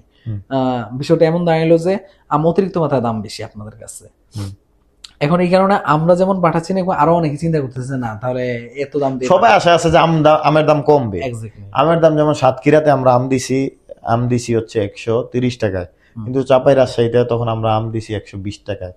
তো অনেকে যারা ক্যারেট ছাড়া নিচে সরাসরি আমাদের আউটলেট থেকে 110 টাকাও ভালো আম না, দিছে। এই যে 160 টাকা দিয়ে তখন আমি আমার আম্মাকে মানে আব্বার কাছে টাকা দিয়ে দিচ্ছি, আব্বা ওই যে বাজার থেকে ভালো দেখে দেখে নিজের মতো করে আম কিনতেছে। তখন মানে জিনিসটা হলো কি, আম দামটা বেশি থাকার কারণে অনেকে কিন্তু আপনাদের কারণে অনেক কাস্টমার হারাই যাচ্ছে আপনাদের, আমার কাছে মনে হচ্ছে। এখন এটা নিয়ে আপনারা যদি ভালো মতো কাজ করতে পারেন সামনে, বা ওই যে 20 থেকে 25% আপনাদের নষ্ট হচ্ছে ওই আমগুলো নিয়ে যদি আসা আমাদের না, ওভারঅল বাংলাদেশের সিনারি আর কি এটা। আমাদের তো 5% লস আমরা ধরি আর কি, 5 থেকে 10%, মানে 100টা পার্সেলে 1 টন আমে আমাদের 50 থেকে 100 কেজি আম নষ্ট হবে। সেই লসটা ওইদিকে রিডিউস হয় আর কি কুরিয়ারের কারণে। মানে সারা দেশে যেহেতু কাস্টমার, সেটা আসলে লোকাল বাজারের সাথে সব সময় 20 থেকে 30 টাকা দামের পার্থক্য থাকবে। হুম। এটার কারণ হচ্ছে এই জায়গায় ধাপে ধাপে বাগান থেকে আম নেওয়ার পরে ট্রান্সপোর্টেশন ইস্যুটা খুব বেশি হেডেক দেয়। দ্বিতীয় কথা হচ্ছে প্যাকেজিং এর ইস্যুতেও অনেক দাম বেড়ে যাচ্ছে। ক্যারেটগুলো আমরা তো আমটা নর্মাল কোনো পলি ব্যাগে দিচ্ছি না, হুম। এটা ক্যারেটে দিচ্ছি বা ভালো একটা ব্যাগে দিচ্ছি, তাকে বাছাই করে গ্রেডিং শর্টিং করে ভালোগুলো দিচ্ছি। কোনো ধরনের পচা বা মাছি কাটা থাকতে পারে এই আমগুলো দিচ্ছি না, কিন্তু বাজার থেকে আম কিনে কিন্তু পোকা পাচ্ছে, কিছুই বলতে পারতেছে না, কিন্তু আমাদের কাছ থেকে কিন্তু আর্গো করার জায়গাটা আছে। ঠিক আছে, তার মানে আমি বলতেছি না যে হিউজ পরিমাণ লাভ রেখে বিক্রি করবে। আমি যারা উদ্যোক্তা আছে তাদেরকে বলবো 25% সর্বোচ্চ প্রফিট, এদিকে 50 থেকে 20% লাভ করতে পারে, 15 থেকে আর কি। আচ্ছা, আপনার কোন বছরে সবচেয়ে বেশি লাভ হয়েছে মানে? বিগত বছরের কথাই বলি, এই বছর তো শেষ হয় নাই। তো এই বছর আলহামদুলিল্লাহ টার্গেট অনুযায়ী হিমসাগরটা একটু কম গেছে, মানে যেটা টার্গেট করছিলাম প্রায় হিমসাগর শুধু 50 টন দিব, তো অতটুকু পর্যন্ত যায় নাই, কারণ ঈদ। আর ঈদের সময় কুরবানির যেহেতু একটু গরুর একটু ধুম চলে, এই জন্য হচ্ছে আমটা একটু ছিল, ট্রান্সপোর্টেশন সমস্যাও ছিল, প্রচুর জ্যামে হচ্ছে আমাদের আম কিছু নষ্ট হয়েছে বেশ। মানে আম হচ্ছে বিশেষ করে লিচু নষ্ট হয়েছে, একদিনে প্রায় 30,000 লিচু থেকে প্রায় 7,000 লিচু নষ্ট হয়েছে। মানে সাপ্লাইয়ের কথা বলতেছি, রিটেলিং এ 5,000-এর মতো ড্যামারেজ দিছি, কিন্তু সাপ্লাই একদিনে 7,000 লিচু নষ্ট হয়েছে। একজনের প্রায় 30, একটা চালানে 30,000 লিচু ছিল ওইটা থেকে। তো সেই জায়গা হচ্ছে প্রবলেমগুলো এবার একটু বেশি ফেস হয়েছে, কারণ ঈদের সময়টাতে একদম হিমসাগর আম হচ্ছে আর লিচুর সিজনটা পড়ে গেছে আর কি। যেমন আগামী বছর আবার ঈদের পরবর্তী সময়ে পড়বে, টার্গেটটা ভালোভাবে ফিল আপ করা যাবে আর কি। আপনাদের কিছু উদ্যোক্তাকে আমি দেখছিলাম যে আমের জন্য যারা তারা আসলে ট্রান্সপোর্টেশনের মধ্যে কিছু প্রতিষ্ঠান নিয়ে খুবই হতাশ, এবং আম প্রচুর হ্যাঁ, নষ্ট আসলে হয়। এই জায়গায় আসলে আমরা সবাই বলি একদম কুরিয়ারের কাছে কুক্ষিগত। হুম। আমি সুন্দরবন কুরিয়ার বলি, যেটা বাংলাদেশের সবাই চিনে। ওই কুরিয়ারে 3 বছর ধরে কোনো পার্সেল আনার চেষ্টা করি না, কোনো পার্সেল কাস্টমারকে দেই না। তাদের বিহেভিয়ার বলি, তাদের সাপ্লাই, ওরা ছোট ছোট উদ্যোক্তাদের ওইভাবে দেয় না আমার কাছে মনে হয় আর কি। এই জন্য আমি যাই না। আরো অনেক কুরিয়ার, ইউএসবি কুরিয়ার ছিল একটা, সাপ্লাই ভালো দিত কিন্তু টিকতে পারে নাই। মানে আমার কাছে ভালো জন বিজনেস শুরু ছিল, ওরা খুব সাপ্লাই দেওয়ার চেষ্টা করছিল, কিন্তু ওই ধরনের লজিস্টিক্সটা নাই, এটা অন্য কুরিয়ারে। তারপর হোম ডেলিভারি কুরিয়ার ক্ষেত্রে রেডেক্স আসছে, তারপরে পেপার প্লে আসছে, এগুলো মার্কেট থেকে হারাই গেছে। ঠিক আছে, এখন আছে, তারপরে পাঠাও আছে, স্টেট ফার্স্ট আছে। ওরাও আসলে ওদের ক্যাপাসিটির চেয়ে বেশি পার্সেল নিয়ে নিয়ে ম্যানেজমেন্ট করতে পারতেছে না। ঠিক আছে, এবং কি ওদের নিজস্ব একটা এলাকার হচ্ছে এমপ্লয়ি বেশি, যেই কারণে হচ্ছে একটা ভেরিয়েশন লাগে একটা প্রতিষ্ঠানে, হিউজ বড় একটা প্রতিষ্ঠান। আমার কাছে মনে হয় আর কি যে ভেরিয়েশন বিভিন্ন এলাকার অন্য বিভিন্ন প্রতিষ্ঠানগুলো আগাইছে এইভাবেই। তখন কি বিভিন্ন এলাকার মানুষ থাকলে কনসেপ্টটা, থিঙ্কিংটা, কাজের ধরনটা, ম্যানেজমেন্টটা অনেকভাবে বেটার হইতে পারে, সেই জায়গা হইতে পারে। তারপর হচ্ছে ডেলিভারি সেগমেন্টে, স্ট্রিট ফাস্ট হোম ডেলিভারি সেগমেন্টে তারা হচ্ছে যেহেতু আমরা টাকা দিচ্ছি, তারা গাড়ি বাড়াইতে পারে, লুকোবল বাড়াইতে পারে। ঠিক আছে, কারণ 1 কেজি আমে 26 টাকা মানে হিউজ অনেক অনেক। মানে এক কথায় বলা যায় যে আম কিনার 50% দাম, 1 কেজি আম যদি 50 টাকা কিনা যায়, তার 50% দাম হয়ে কুরিয়ারে অ্যাড হয়ে যাচ্ছে। 60 টাকা বা 70 টাকা সর্বোচ্চ আম কিনা পড়ে। ঠিক আছে, বা 80 টাকায়। এখন হচ্ছে যেমন হিমসাগর আম 90 থেকে 100 কিনা যাচ্ছে, মানে শেষ সময় দেখে। তো সেই জায়গায় কুরিয়ারে 26 টাকা নিয়ে যাচ্ছে, 22 টাকা নিয়ে যাচ্ছে ঢাকাতে। সেটা কিন্তু একটা হিউজ অ্যামাউন্ট। এই কুরিয়ারের কারণে হচ্ছে আমরা বিজনেসে খুব কুক্ষিগত, আমার কাস্টমারের সাথে কমিটমেন্টটা সমস্যা হচ্ছে। আম 2 দিনে ঢাকার বাইরে 3 দিনে যাওয়ার কথা, সেই জায়গায় 5 দিন হয়ে যাচ্ছে। আম কিছু পচে যাচ্ছে, আবার কাস্টমারে রিটার্ন করা লাগতেছে, কাস্টমার ফ্যামিলির আশায় বসে থাকে, আমরা আম দিয়ে দিচ্ছি কিন্তু কুরিয়ার দিতে পারতেছে না। এই প্রবলেমগুলো সলভ করা যাবে কিভাবে মনে হয়? এই প্রবলেমগুলো মার্কেটে, যে কোনো মার্কেটে কম্পিটিটর দরকার। আমি মনে করি যেমন আমাদের মার্কেটে আমি মনে করি যে 200-300 উদ্যোক্তা একদম ভালোভাবে নামা দরকার, তাহলে আমরাও আরো সচেতন হব। আমাদের কাস্টমারদেরকে জিতানোর ফিলোসফি থাকবে। শুধু কাস্টমারকে জিতাবো মানে আমি জিতবো না এমন না, কাস্টমারে জিতাইলে আসলে আমি জিতবো, কারণ আমি লাভ ছাড়া তো কাস্টমার আমার থেকে প্রোডাক্ট চাচ্ছে না। আমার যেটাতে লাভ হবে সেটা বুঝিয়ে কাস্টমারকে দিতে হবে, কিন্তু এই জায়গায় কম্পিটিটর আসতে হবে। হ্যাঁ, কম্পিটিটর যখন আসবে এই জায়গায় কোয়ালিটি ফোকাসড হবে, কুরিয়ার বলি সবকিছু। এই জায়গায় আমি মনে করি যে স্ট্রিট ফাস্টের মতো আরো 5টা কুরিয়ার দাঁড়ায় যাওয়া দরকার, তাহলে এই সমস্যাটা পড়বে। তাহলে এই সমস্যা সলিউশন হবে। এবং যখন দেখবে যে তখন সবারই ইয়া থাকবে যে আমি কাস্টমার সার্ভিসটা বেটার কিভাবে করতে পারি। আচ্ছা, এই বছর কিন্তু বৃষ্টিটা অনেক বেশি হয়েছে, বিশেষ করে অনেক বেশি হয়েছে। বৃষ্টির কারণে কি আমের কোনো অসুবিধা? এটা কি আপনাদের তো কোনো প্রবলেম হয় না, বিশেষ করে বাগানীদের এই প্রবলেমটা হয়, কেমন প্রবলেম ফেস করে তারা? এতে কি অনেক বেশি ক্ষতিগ্রস্ত হয় কিনা? বৃষ্টি এবার ঝড় বৃষ্টিটা একটু বেশি হয়েছে, এই কারণে অনেক আম, বিশেষ করে চাঁপাইনবাবগঞ্জ অঞ্চলে গাছগুলো অনেক বড় বড়, তো ঝড়ের বাধাটা বেশি, এই যে ওদের ক্ষতিটা একটু বেশি হয়েছে। যে বিশেষ করে আবার সাপাহারে ছোট বাগান, ওইখানে আর রূপালিতে আশা করি অত ক্ষতি হয় না, কিন্তু অতিরিক্ত বৃষ্টি হলে ফলের মধ্যে হচ্ছে ইনসেকটিসাইড পেস্টিসাইডের অ্যাটাকটা বেড়ে যায়, ফাঙ্গিসাইডের অ্যাটাক বেড়ে যায়, তখন অতিরিক্ত পরিমাণে স্প্রে করা লাগে। বৃষ্টি হলে মানে মাথা খারাপ হয়ে যাবে লিচু বাগানীদের, আম বাগানীদের, তারা স্প্রে মারতে হবে একদম কন্টেনার ভরে ভরে, বড় ড্রাম, বাগান তো বড়, বিঘা প্রতি বিঘা স্প্রে করতে হবে, তাদের মাথা খারাপ হয়ে যাবে, কারণ স্পট পড়ে যাবে, ব্ল্যাক স্পট পড়ে যাবে, ফ্রুট ফ্লাই ইস্যু সমস্যা হবে, অ্যানথ্রাকনোজের প্রবলেম হবে, তখন আম কেউ কিনতে যাবে না, তখন তার পুরাই লস। আম বিক্রি করার জন্য কোনো চ্যালেঞ্জ ফেস করছেন যে আমি কাস্টমার পাচ্ছি না, বাট আমি আম নিয়ে ফেলছি, কাস্টমার না পাওয়ার কারণে ওই আমগুলো নষ্ট হচ্ছে, অথবা আমাদেরকে আশেপাশে দিয়ে দেওয়া লাগতেছে, এরকম কি কখনো ফেস করছেন কিনা? যেমন আমাদের যদি দিনে টার্গেট থাকে, যেমন এখন যদি দিনে 2 টন টার্গেট থাকে, ঠিক আছে, 2 টন যদি অর্ডার থাকে, তাহলে আমরা 2.5 টন আম নিচ্ছি, হাফ টন হাতে রাখতেছি, হাফ টন আম আসলে সেল হয়ে যাচ্ছে। আর মাঝে মধ্যে কিছু হচ্ছে, যেমন আউটলেট গুলাতে যখন আম দেই, তখন হচ্ছে এটা তো কোনো নেই, ইনফিনিটি অর্ডার ছাড়াই মাল রাখতে হয়, ঠিক আছে। যেমন 5 ক্যারেট আম ঢুকেলাম একটা আউটলেটে, বা 10 ক্যারেট আম ঢুকেলাম, বা 20 ক্যারেট আম ঢুকেলাম, এখান থেকে 2-1 ক্যারেট হয়তো আস্তে আস্তে বাদ যাবে, নষ্ট হয়ে যাবে, তখন নষ্ট হয়ে যেতে পারে, সেগুলা দেখে হয়তো ফালাই দিতে হয়।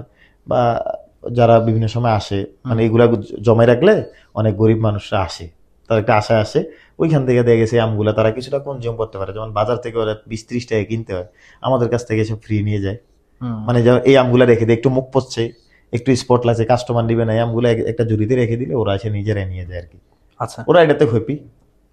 অনলাইনে আসার কারণে কি আম কি আলাদা কোনো বিক্রি করার ক্ষেত্রে কোনো লাভ দেখেন কিনা এক্সট্রা করে, যে আমি অনলাইনে আসছি, আমাকে মানুষ চিনছে, যার কারণে আমি বেশি লাভবান হচ্ছি, পার্সোনাল ব্র্যান্ডিং যেটাকে বলছিলেন এর আগে, হ্যাঁ, এটা তো অনেক অনেক বেশি এখন বর্তমানে পার্সোনাল ব্র্যান্ডিং এর মাধ্যমে।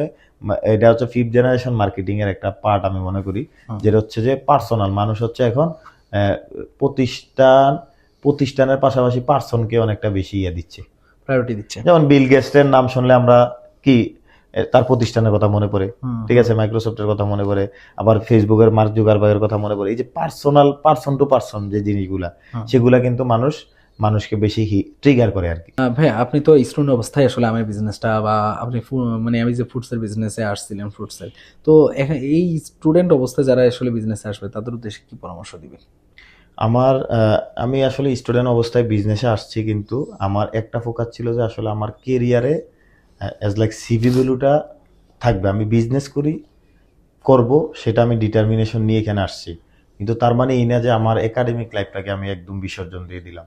সেটা কিন্তু যারা নতুন আসতে চাচ্ছে বা যারা আছে অনগোয়িং, তারা সেটা যেন না করে। যেমন আমার 28 রানিং, অ্যাজ লাইক একটা জবের ফুল একটা বয়স, আমার ফ্রেন্ড সার্কেলরা জবে ঢুকতেছে, জবের প্রিপারেশন নিচ্ছে, তো স্টিল নাও 2028-এ এসে আমি আমার ফ্যামিলি এবং কেরিয়ার একটা ব্যালেন্স মোডে আলহামদুলিল্লাহ নিয়ে আসার চেষ্টা আছি, যে আমার স্টুডেন্ট লাইফ শেষ, এখন জবে না, যে আমি বিজনেসে আছি, কিন্তু আমার বিজনেসটা গোছালো। এটা হয়েছে কিন্তু আমার ডিসিপ্লিন লাইফটা লিড করার কারণে, যে আমার ওই জিনিসটা বোঝা যায় আসলে আমার একাডেমিক লাইফটাকেও আমি গুরুত্ব দিয়ে আমি এটা যতটুকু সম্ভব হয় আমি একটু গোছাই, আমার বেসমেন্টটা, যে কোনো একটা স্থাপনার একটা বেসমেন্ট লাগে, বিজনেসেরও একটা বেসমেন্ট দরকার। বেসমেন্টের মধ্যে কিছু বিষয় আছে, একটা হচ্ছে প্রথমত হচ্ছে সোর্সিং, ঠিক আছে, যে আমার সোর্সিংটা আমার মানে কোন কোন জায়গায় কি জিনিস ভালো পাওয়া যায়, সেটা ব্র্যান্ডিং এর সোর্সিং হোক, প্রোডাক্টের সোর্সিং হোক, সাপ্লাইয়ের সোর্সিং হোক, বা আমার থেকে যারা কনজিউমার তাদের একটা ডাটাবেস। 2 নাম্বার একটা হচ্ছে এটা, যে আমার সোর্সিং। 2 নাম্বার হচ্ছে আমি যে এই কয় বছর মানে বেসমেন্ট তৈরি করার সময় যেই মানুষগুলাকে যে সার্ভিস অ্যান্ড প্রোডাক্ট দিলাম তাদের ডাটাবেসগুলো আমার থাকতে হবে। এটা হচ্ছে বিজনেস খুব গুরুত্বপূর্ণ। 3 নাম্বার হচ্ছে যে আমার বিজনেসের যে ক্যাপিটালটা আমি শূন্য থেকে শুরু করে আস্তে আস্তে করে গ্রো করছি, এই ক্যাপিটালটাতে আমি অতটুক পর্যন্ত হাত দিব, যতটুক পর্যন্ত হাত দিলে আমার বিজনেসটা রানিং থাকে। মানে এমন না যে আমি ঋণগ্রস্ত না হয়ে যায়। ব্যবসা করতে করতে আমি ওইভাবে চলতেছি স্টুডেন্ট লাইফ, হ্যাঁ আমার এই অমুক চাইছে এত টাকা দিয়ে দিলাম, আমার এটা মন চাইছে ওটা নিয়ে নিলাম, একটা আইফোন নিয়ে নিলাম, মানে আমার ইনকামের চেয়ে আমার খরচ বেশি যেন না হয়ে যায়, মানে দেখতেছি আমার লাভ হয়ে যাচ্ছে, এটা করতে পারবো না। ঠিক আছে। তারপরে 4 নাম্বার হচ্ছে যে আমার যে বিজনেসের লাভ লস হচ্ছে সেইটারে আমার হিসাবে রাখতে হবে। আমি কত টাকার প্রোডাক্ট কিনছি, কত টাকার কি হয়েছে, এটা আমি নিজস্বভাবে পারি বা দুই একজনকে সাথে নিয়ে এভাবে করি। ঠিক আছে। স্টুডেন্ট লাইফে আমি যেটা পরামর্শ দিব, যদি সমমনা কোনো বন্ধু থাকে যাদের সাথে আমাদের সবকিছু যায়, সবকিছু শেয়ার করতে পারি, এরকম কেউ যদি থাকে তাহলে তাকে ফুল টাইম, মানে তারও ডিটারমিনেশন বিজনেস আমারও ডিটারমিনেশন বিজনেস, দুইজনের সাথে মিলে সেক্ষেত্রে পার্টনারশিপ বিজনেস করা যাইতে পারে। আর যদি এরকম না মিলে তাহলে সোল ট্রেডারশিপ, যেমন আমার কোনো পার্টনারশিপ ছিল না। ঠিক আছে। তবে আমার বিজনেস গ্রো বড় করতে হলে তো কোনো এক সময় পার্টনারশিপ নিব। ঠিক আছে। এরকম ফুল টাইম যদি কেউ আসতে চায়, সেটা জুনিয়র লেভেলে, আমার ইউনিভার্সিটি থেকে কেউ, আমি কৃষি ব্যাকগ্রাউন্ডের কাউকে চাচ্ছি, মানে আমার বিজনেসে আসবে কৃষি ব্যাকগ্রাউন্ডের কাউকে যাচ্ছে যে ফুল টাইম আসবে, আমার মতো থিঙ্কিংটা সেইখানে অ্যাপ্লাই করবে। ঠিক আছে। এটা যদি পাওয়া যায় তো ভালো, নাহলে নিজে নিজে আগাতে হবে। কিন্তু নিজের যে আমি যেই লাইনে পড়াশোনা করি, শুধু যদি কৃষিতে কেউ পড়তেছে এমন না, কেউ রাষ্ট্রবিজ্ঞানে পড়েও তো ব্যবসা করতেছে, কেউ অ্যাকাউন্টসে পড়েও ব্যবসা করতেছে। তাদের কেরিয়ারের ওই জিনিসগুলো এগুলো কাজে লাগে ভাই। কেউ অ্যাকাউন্টিং এ পড়ে, তার বিজনেস এটা কাজে লাগবে। কেউ পলিটিক্সে পড়ে, মানুষের সাইকোলজিক্যাল বিষয়গুলো অনেকটা বুঝে, মানুষের সাথে কতটা মিশতে হয়, কি করতে হয়। যেমন কেউ কৃষিবিদ আছে, সে কৃষকদের সাথে গ্রোয়ারদের সাথে ভালো সম্পর্ক থাকে। এই জন্য এগুলা মানে এই পড়াশোনাটা দিয়ে ফোকাস দিয়ে যতটুকু পারা যায় বিজনেসটা করে বেসমেন্টটা ঠিক রাখতে হবে। ঠিক আছে। ব্যবসা করতে গিয়ে যেন এমন না হয় যে আমি আসলে এগুলো পাইলাম না, ওইগুলো পেলাম না। ঠিক আছে। এটা ভাই মানে একজন যখন শুরু করবে নতুন করে, তার কত টাকা দিয়ে আসলে আমের বিজনেসটাতে আসলে আসা উচিত বলে মনে হয়? আমি মনে করি যে কেউ যদি মোটামুটি লেভেলে শুরু করতে চায়, আর কাস্টমার বেজের উপর আসলে সে কাস্টমার কারা হবে, কাদেরকে চিন্তা করতে পারতেছে। যেমন আমার কাস্টমার বেজ ছিল আমার এগ্রো সার্ভিস যারা নিত, আমি যাতে কনসাল্ট করতাম, তারা একটা বেসিক কাস্টমার ছিল। আমার এলাকায় একটা সোশ্যাল ওয়ার্কের কারণে আমার পুরো ইউনিয়নে আমার একটা ভালো কাস্টমার বেস ছিল। তারপরে হচ্ছে আমার কি যে বলে কুমিল্লা রিজিয়ন হওয়ার কারণে রিজিয়নাল একটা অ্যাডভান্টেজ পাইছি। এখন কেউ কারো বাড়ি ঠাকুরগাঁও থেকে সে কিন্তু রিটেলে ভালো ব্যবসা করতে পারবে না। যারা উত্তরবঙ্গের আছে তারা হচ্ছে হোলসেলে সাপ্লাই চেনে কাজ করার জন্য তার পারফেক্ট সোর্স আছে, তো খুচরা কিন্তু তারা বিক্রি বেশি করতে পারবে না অর্গানিক মার্কেটিং এ। ঠিক আছে। আর একটা স্টুডেন্ট লাইফে সে কিন্তু পেইড মার্কেটিং এ ডলার মলার দিয়ে যাওয়াটা তো ইজি না। ঠিক আছে। সেক্ষেত্রে তার হচ্ছে সে দেখতে হবে আসলে আমি কোন অঞ্চলে আছি, আমার অঞ্চলে কোন জিনিসটা ভালো হয়। যদি আমি এগ্রো প্রোডাক্টে আসি আর কি, শুধু এগ্রো প্রোডাক্টে আদার বিজনেসও অনেকে যেতে পারে, সেগুলোর ক্ষেত্রে আমার চাহিদা কোনটা, কাস্টমার বেস কোনটা, এবং কোন জিনিসটা আমি বেটার সাপ্লাই দিতে পারবো, এবং সেটা আমার নিজস্ব তদারকি থাকবে। এমন না যে আমি বললাম ওই চাঁপাইনবাবগঞ্জের একজন 2 টন আম আমার কাস্টমারদেরকে পাঠাই দিল, আমি আমে দেখলাম না এর কি দিলাম, সেটা কি সে বাজার থেকে দিচ্ছে না মেডিসিন স্প্রে করে দিচ্ছে, আজকের আম কি কালকে দিচ্ছে, বা সেটাকে আমি কোনো কিছু দেখলাম না। কাস্টমারকে তো আমি একটা মিথ্যা ইয়ার মধ্যে রাখলাম। এই জন্য এই সিস্টেম মার্কেটিং গুলো ইসলাম নিষেধ করে যে আসলে যেই জিনিস নিজের কুক্ষিগত না হয় সেই জিনিসের ব্যবসা করার জন্য মাসলা মাসাইল গুলা জেনে না। যে মুসলিম হিসাবে অন্য ধর্মে যারা আছে তারা হচ্ছে ইথিক্যাল জায়গা থেকে এটা কিন্তু ভালো, যে আমি প্রোডাক্টটা আমার নিজের আওতায় আসলো, যে এই যে আমটা দেখতেছি আমার কাছে আম চাইলো, হ্যাঁ আমার আমের কোয়ালিটি, কিন্তু আমি আম দেখতেছি না, ভায়া হয়ে কারো মাধ্যমে করতেছি। এগুলা যারা নতুন শুরু করে তারা কিন্তু এটা করে কিন্তু কাস্টমার গুলো হারায়, এবং কি তাদের অনেকটা লস হওয়ার সম্ভাবনা থাকে। আর মানুষের কাছে ব্র্যান্ড তৈরি হবে না, ভিত্তি তৈরি হবে না। এই জন্য যারা নতুন আছে তাদের উচিত প্রথমে হচ্ছে তার আঙ্গিকে আশেপাশে যারা হচ্ছে এই লাইনে ব্যবসা করতেছে, একটু লাভ কম হোক, তাকে সোর্সিং হিসাবে প্রথমে ধরা এবং কি ভিত্তিটা তৈরি করা। তারপরে আস্তে আস্তে কোর লেভেলে যারা সোর্সিং আছে তাদের কাছে যাই প্রোডাক্ট সংগ্রহ করা। ইসলামিক ভাবে বিজনেসে বরকত কিভাবে আসে বলে আপনার মনে হয়? ইসলামিক ভাবে বরকত এটা তো সহজ বিষয়, যে আসলে আল্লাহ বলেই দিছে যে ব্যবসার মধ্যে আল্লাহ বরকত রাখছে। আর হুজুর সাল্লাল্লাহু আলাইহি ওয়াসাল্লাম থেকে শুরু করে নবী রাসূলরা সাহাবীরা ব্যবসার সাথে ছিল। তো আমি মনে করি বিজনেসে খুবই বরকত হবে কখন, যখন আমি কাস্টমারকে জিতাবো।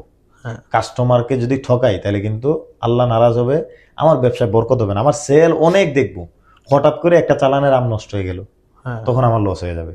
কোনো না কোনো কারণে একটা গাড়ি নষ্ট হয়ে গেল, ট্রান্সপোর্টের কারণে সমস্যা হয়ে যাবে, আমি কিন্তু বুঝবোই না। হ্যাঁ, এমন হতে পারে আমার শারীরিকভাবে কোনো একটা প্রবলেম হতে পারে। অবশ্যই। এই জন্য ইসলাম ভোক্তাদেরকে ঠকানোর ব্যাপারে খুবই হুঁশিয়ারি দিচ্ছে। এই জন্য বলা হয়েছে ওজনে, ওজনে যে কম দিবে কিয়ামতের দিন সিম সিম সমপরিমাণ ওজন বা নেক কিন্তু তার থেকে নিয়ে যাওয়া হবে। এই জন্য আমরা যারা ব্যবসায়ী আছি, ব্যবসার বরকত আছে, কিন্তু যেই জিনিসের যত লাভ এটার ক্ষতি কিন্তু তত। Exactly. ঠিক আছে, ব্যবসা করে যতটা আমি ইসলামিকভাবে পূর্ণ পাপপূর্ণ বরকতের জায়গায় যেতে পারবো, যদি লস হয়, আমি যদি কাজ না করি, তাহলে কিন্তু এটার খেসারত আমার ইহকালেও দিতে হবে, পরকালে দিতে হবে। হ্যাঁ, অবশ্যই। সামনে কৃষিকে কিভাবে দেখতে চান বা কৃষির ভবিষ্যৎ কেমন দেখতে চান? আমি একজন বাংলাদেশের একজন নাগরিক হিসাবে, একজন কৃষিবিদ হিসাবে চাই যে বাংলাদেশের কৃষি সেক্টরের যত লজিস্টিক্স আছে সরকারিভাবে এবং বেসরকারিভাবে সকলের উচিত এগুলার সংরক্ষণ করা এবং এগুলারে সুন্দরভাবে আবাদি জায়গাগুলারে কিভাবে পতিত করা যায়, সরকারি উদ্যোগগুলো আরো বেশি করে নেওয়া উচিত। আর যারা উৎপাদক আছে তাদেরও সচেতনতা দরকার। এখন কৃষিটা হচ্ছে স্মার্ট এগ্রিকালচার। সচেতনতার সাথে যদি কেউ উৎপাদনটা করে তাহলে কিন্তু সে বেটার কিছু পাবে। আর আমরা যারা শুধু হচ্ছে বিজনেস করতেছি, এগ্রো প্রডিউসগুলা পারচেস করতেছি, তারপর আবার সেল করতেছি, তাদেরও অনেক সচেতন হওয়া দরকার, তাদেরও ভালো কিছু নিয়ে কাজ করা দরকার, মার্কেট অ্যানালাইসিস করা দরকার। আর বিজনেসে কিন্তু মেধা দরকার অনেক বেশি। অবশ্যই। ঠিক আছে, একটা চাকরি করলে কিন্তু একটা সময় পরে আমি অত মেধা না খাটাইলেও অন জবে আমি যেভাবে আছি করতেছি, বিজনেসে একদম লাস্ট দিন পর্যন্ত যত বাড়বে তত অভিজ্ঞতা বাড়বে, এমনকি টেনশন বাড়বে, সবকিছু বাড়বে।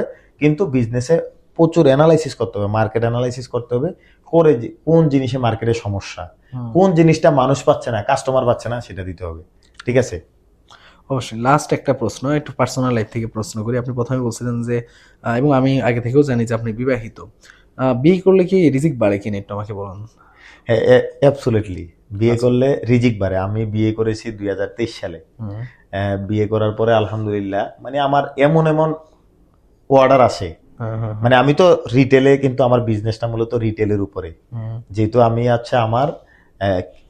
আমার মেইন বিজনেস হচ্ছে এগ্রিকালচার কনসালটেশন, ল্যান্ডস্কেপিং এন্ড হচ্ছে বাণিজ্যিকভাবে ফল বাগান করে দেওয়া মানুষকে আর কি, ওই সেক্টর। এবং এগুলো প্রোডাক্টগুলো যেমন প্রুনার, তারপর অর্গানিক ফার্টিলাইজার, এগুলা সেল করা আমার মেইন বিজনেস। আর একটা সিস্টার কনসার্ন যেহেতু ফুড, তো সেই জায়গা থেকে আমি যে ফুডের বিজনেসটা দিয়ে কিন্তু আমার যে পরিবারের যে একটা সেটা কিন্তু আমি আগে ফুড থেকে পুরোটা হইতো না। মানে আমার পার্সোনাল যেটা তো ব্র্যান্ডিং বিজনেসে ব্র্যান্ডিং চলছে আলহামদুলিল্লাহ, ওয়েবসাইট করা, অফিস করা, সবকিছু। কিন্তু আমার ফুডের বিজনেসে একটা বেটার কিন্তু আমি ফিডব্যাক পেয়েছি, এবং কি আমার পরিবারটা গোছাইছি। আমার পরিবারের আব্বা আম্মা গ্রামে থাকে, গ্রামের মানুষ শহরে থাকতে পারে না, আমি শহরে আছি। মোটামুটি আমার একটা ছেলে আছে, আমার ওয়াইফ, আমি সব মিলিয়ে মোটামুটি একটা ভালো। আর আমার হচ্ছে আমার আশেপাশে যারা আছে তাদেরকেও 2-3 জনকে জবের ব্যবস্থা করে দিছি। বিয়ের আগে আপনি আর বিয়ের পরে রিজিক যে বললেন যে একটা বড় পার্থক্য হয়েছে, একটা এক্সাম্পল দিতে পারেন যে আপনার সাথে এমন কোনো অলৌকিক কিছু ঘটছে যার কারণে অনেক মনে হচ্ছে যে না আমার রিজিকটা বেড়ে গেছে? এটা হচ্ছে কি, আমি হচ্ছে রিটেলে সাপ্লাই দিতেছিলাম। হ্যাঁ। তো হঠাৎ করে মানে আমার ওই সাপ্লাই চেইন বা ভালো লাগার কারণে অনেকগুলা হচ্ছে হোলসেল আউটলেট যারা আছে এবং কি ভালো সাপ্লাই করে, তারা হচ্ছে আমার থেকে প্রোডাক্ট নেওয়া শুরু করছে। আচ্ছা। যেটা হচ্ছে আমার জন্য, আমি মনে করি আর কি, যে আসলে আমার হোলসেল সাপ্লাই দেওয়ার মতো আমার অত পরিমাণ ক্যাপিটালও নাই, লজিস্টিক্সও নাই। কিন্তু সকলে হচ্ছে অন পেমেন্টে পাইকারিতে কিন্তু কিছু অন পেমেন্ট থাকে না, 50% পেমেন্ট থাকে। আলহামদুলিল্লাহ অনেকের সাথে আমার পরিচয় হয়েছে সিলেট এবং চট্টগ্রাম রিজিয়নে, মানে আমাদের পূর্ববঙ্গে এক কথায়, যাদের সাথে এত আন্তরিকতা হয়েছে যে আমি পেমেন্ট নিয়ে কোনো ধরনের হ্যাসেল পোহাইতে হয় নাই। আমি মনে করি এটা আল্লাহর পক্ষ থেকে আমার জন্য একটা মিরাকেল। আরেকটা হচ্ছে যে আমার থেকে যারা প্রোডাক্ট নিচ্ছে হোলসেলে, তারা হচ্ছে আমাকে শেয়ার হিসাবে চাচ্ছে যে ভাই আপনার প্রতিষ্ঠান আমার প্রতিষ্ঠান, আমার এই প্রতিষ্ঠান আপনার প্রতিষ্ঠান, ব্র্যান্ড হিসাবে থাকবে, দুইজনে 50-50 প্রফিট শেয়ার করবো। এরকম বিভিন্ন সিটি শহরগুলোতে অফার পাচ্ছি আর কি। যাক, মাশাআল্লাহ ভাই, আপনাকে অসংখ্য ধন্যবাদ এতটা সময় দিয়েছেন আমাদেরকে। আর আপনাকে বিশেষ করে পেয়ে আমরাও খুশি যে অ্যাটলিস্ট মানুষ আসলে আমের বিজনেস সম্বন্ধে একটু যে জানতে পারছে, পাশাপাশি লিচু নিয়েও কিছুটা ধারণা হলো, পাশাপাশি বিয়ে নিয়ে কিছু জানতে পারলো রিজিকের বিষয়ে। আপনাকে অসংখ্য ধন্যবাদ ভাই। আর ক্যাম্পাসের বড় ভাইকে নিয়ে আসছি, এটাও আমার একটা ভালো লাগার বিষয়। আমার ক্যাম্পাসে খুব একটা কোনো এরকম উদ্যোক্তা হিসাবে আমি কাউকে খুব একটা পাই নাই, আপনাকে পাইছি, একটা ভালো লাগে কাজ করে। আসলে মানে একটা একটা থাকে না যে আন্তরিক একটা ভাব সৃষ্টি হয়, ওরকম হয়েছে। অসংখ্য ধন্যবাদ ভাই আসার জন্য, এটা হলো মেইন কথা। আর আপনার উত্তর সাফল্য কামনা করি। ধন্যবাদ আরাফাত, আমাকে আসলে ইনভাইট করার জন্য। আমি রিয়েলি একটা ভালো সময় স্পেন্ড করলাম তোমার সাথে। তোমারও একটা ভালো, তোমার যে অগ্রযাত্রা কৃষিকে রিপ্রেজেন্ট করার জন্য, যে এগ্রিকার শো বা আদার্স নামে যে প্রতিষ্ঠানগুলো তুমি কাজ করতেছো, খুবই ভালো লাগে এগুলা দেখি, মানুষকে বলি।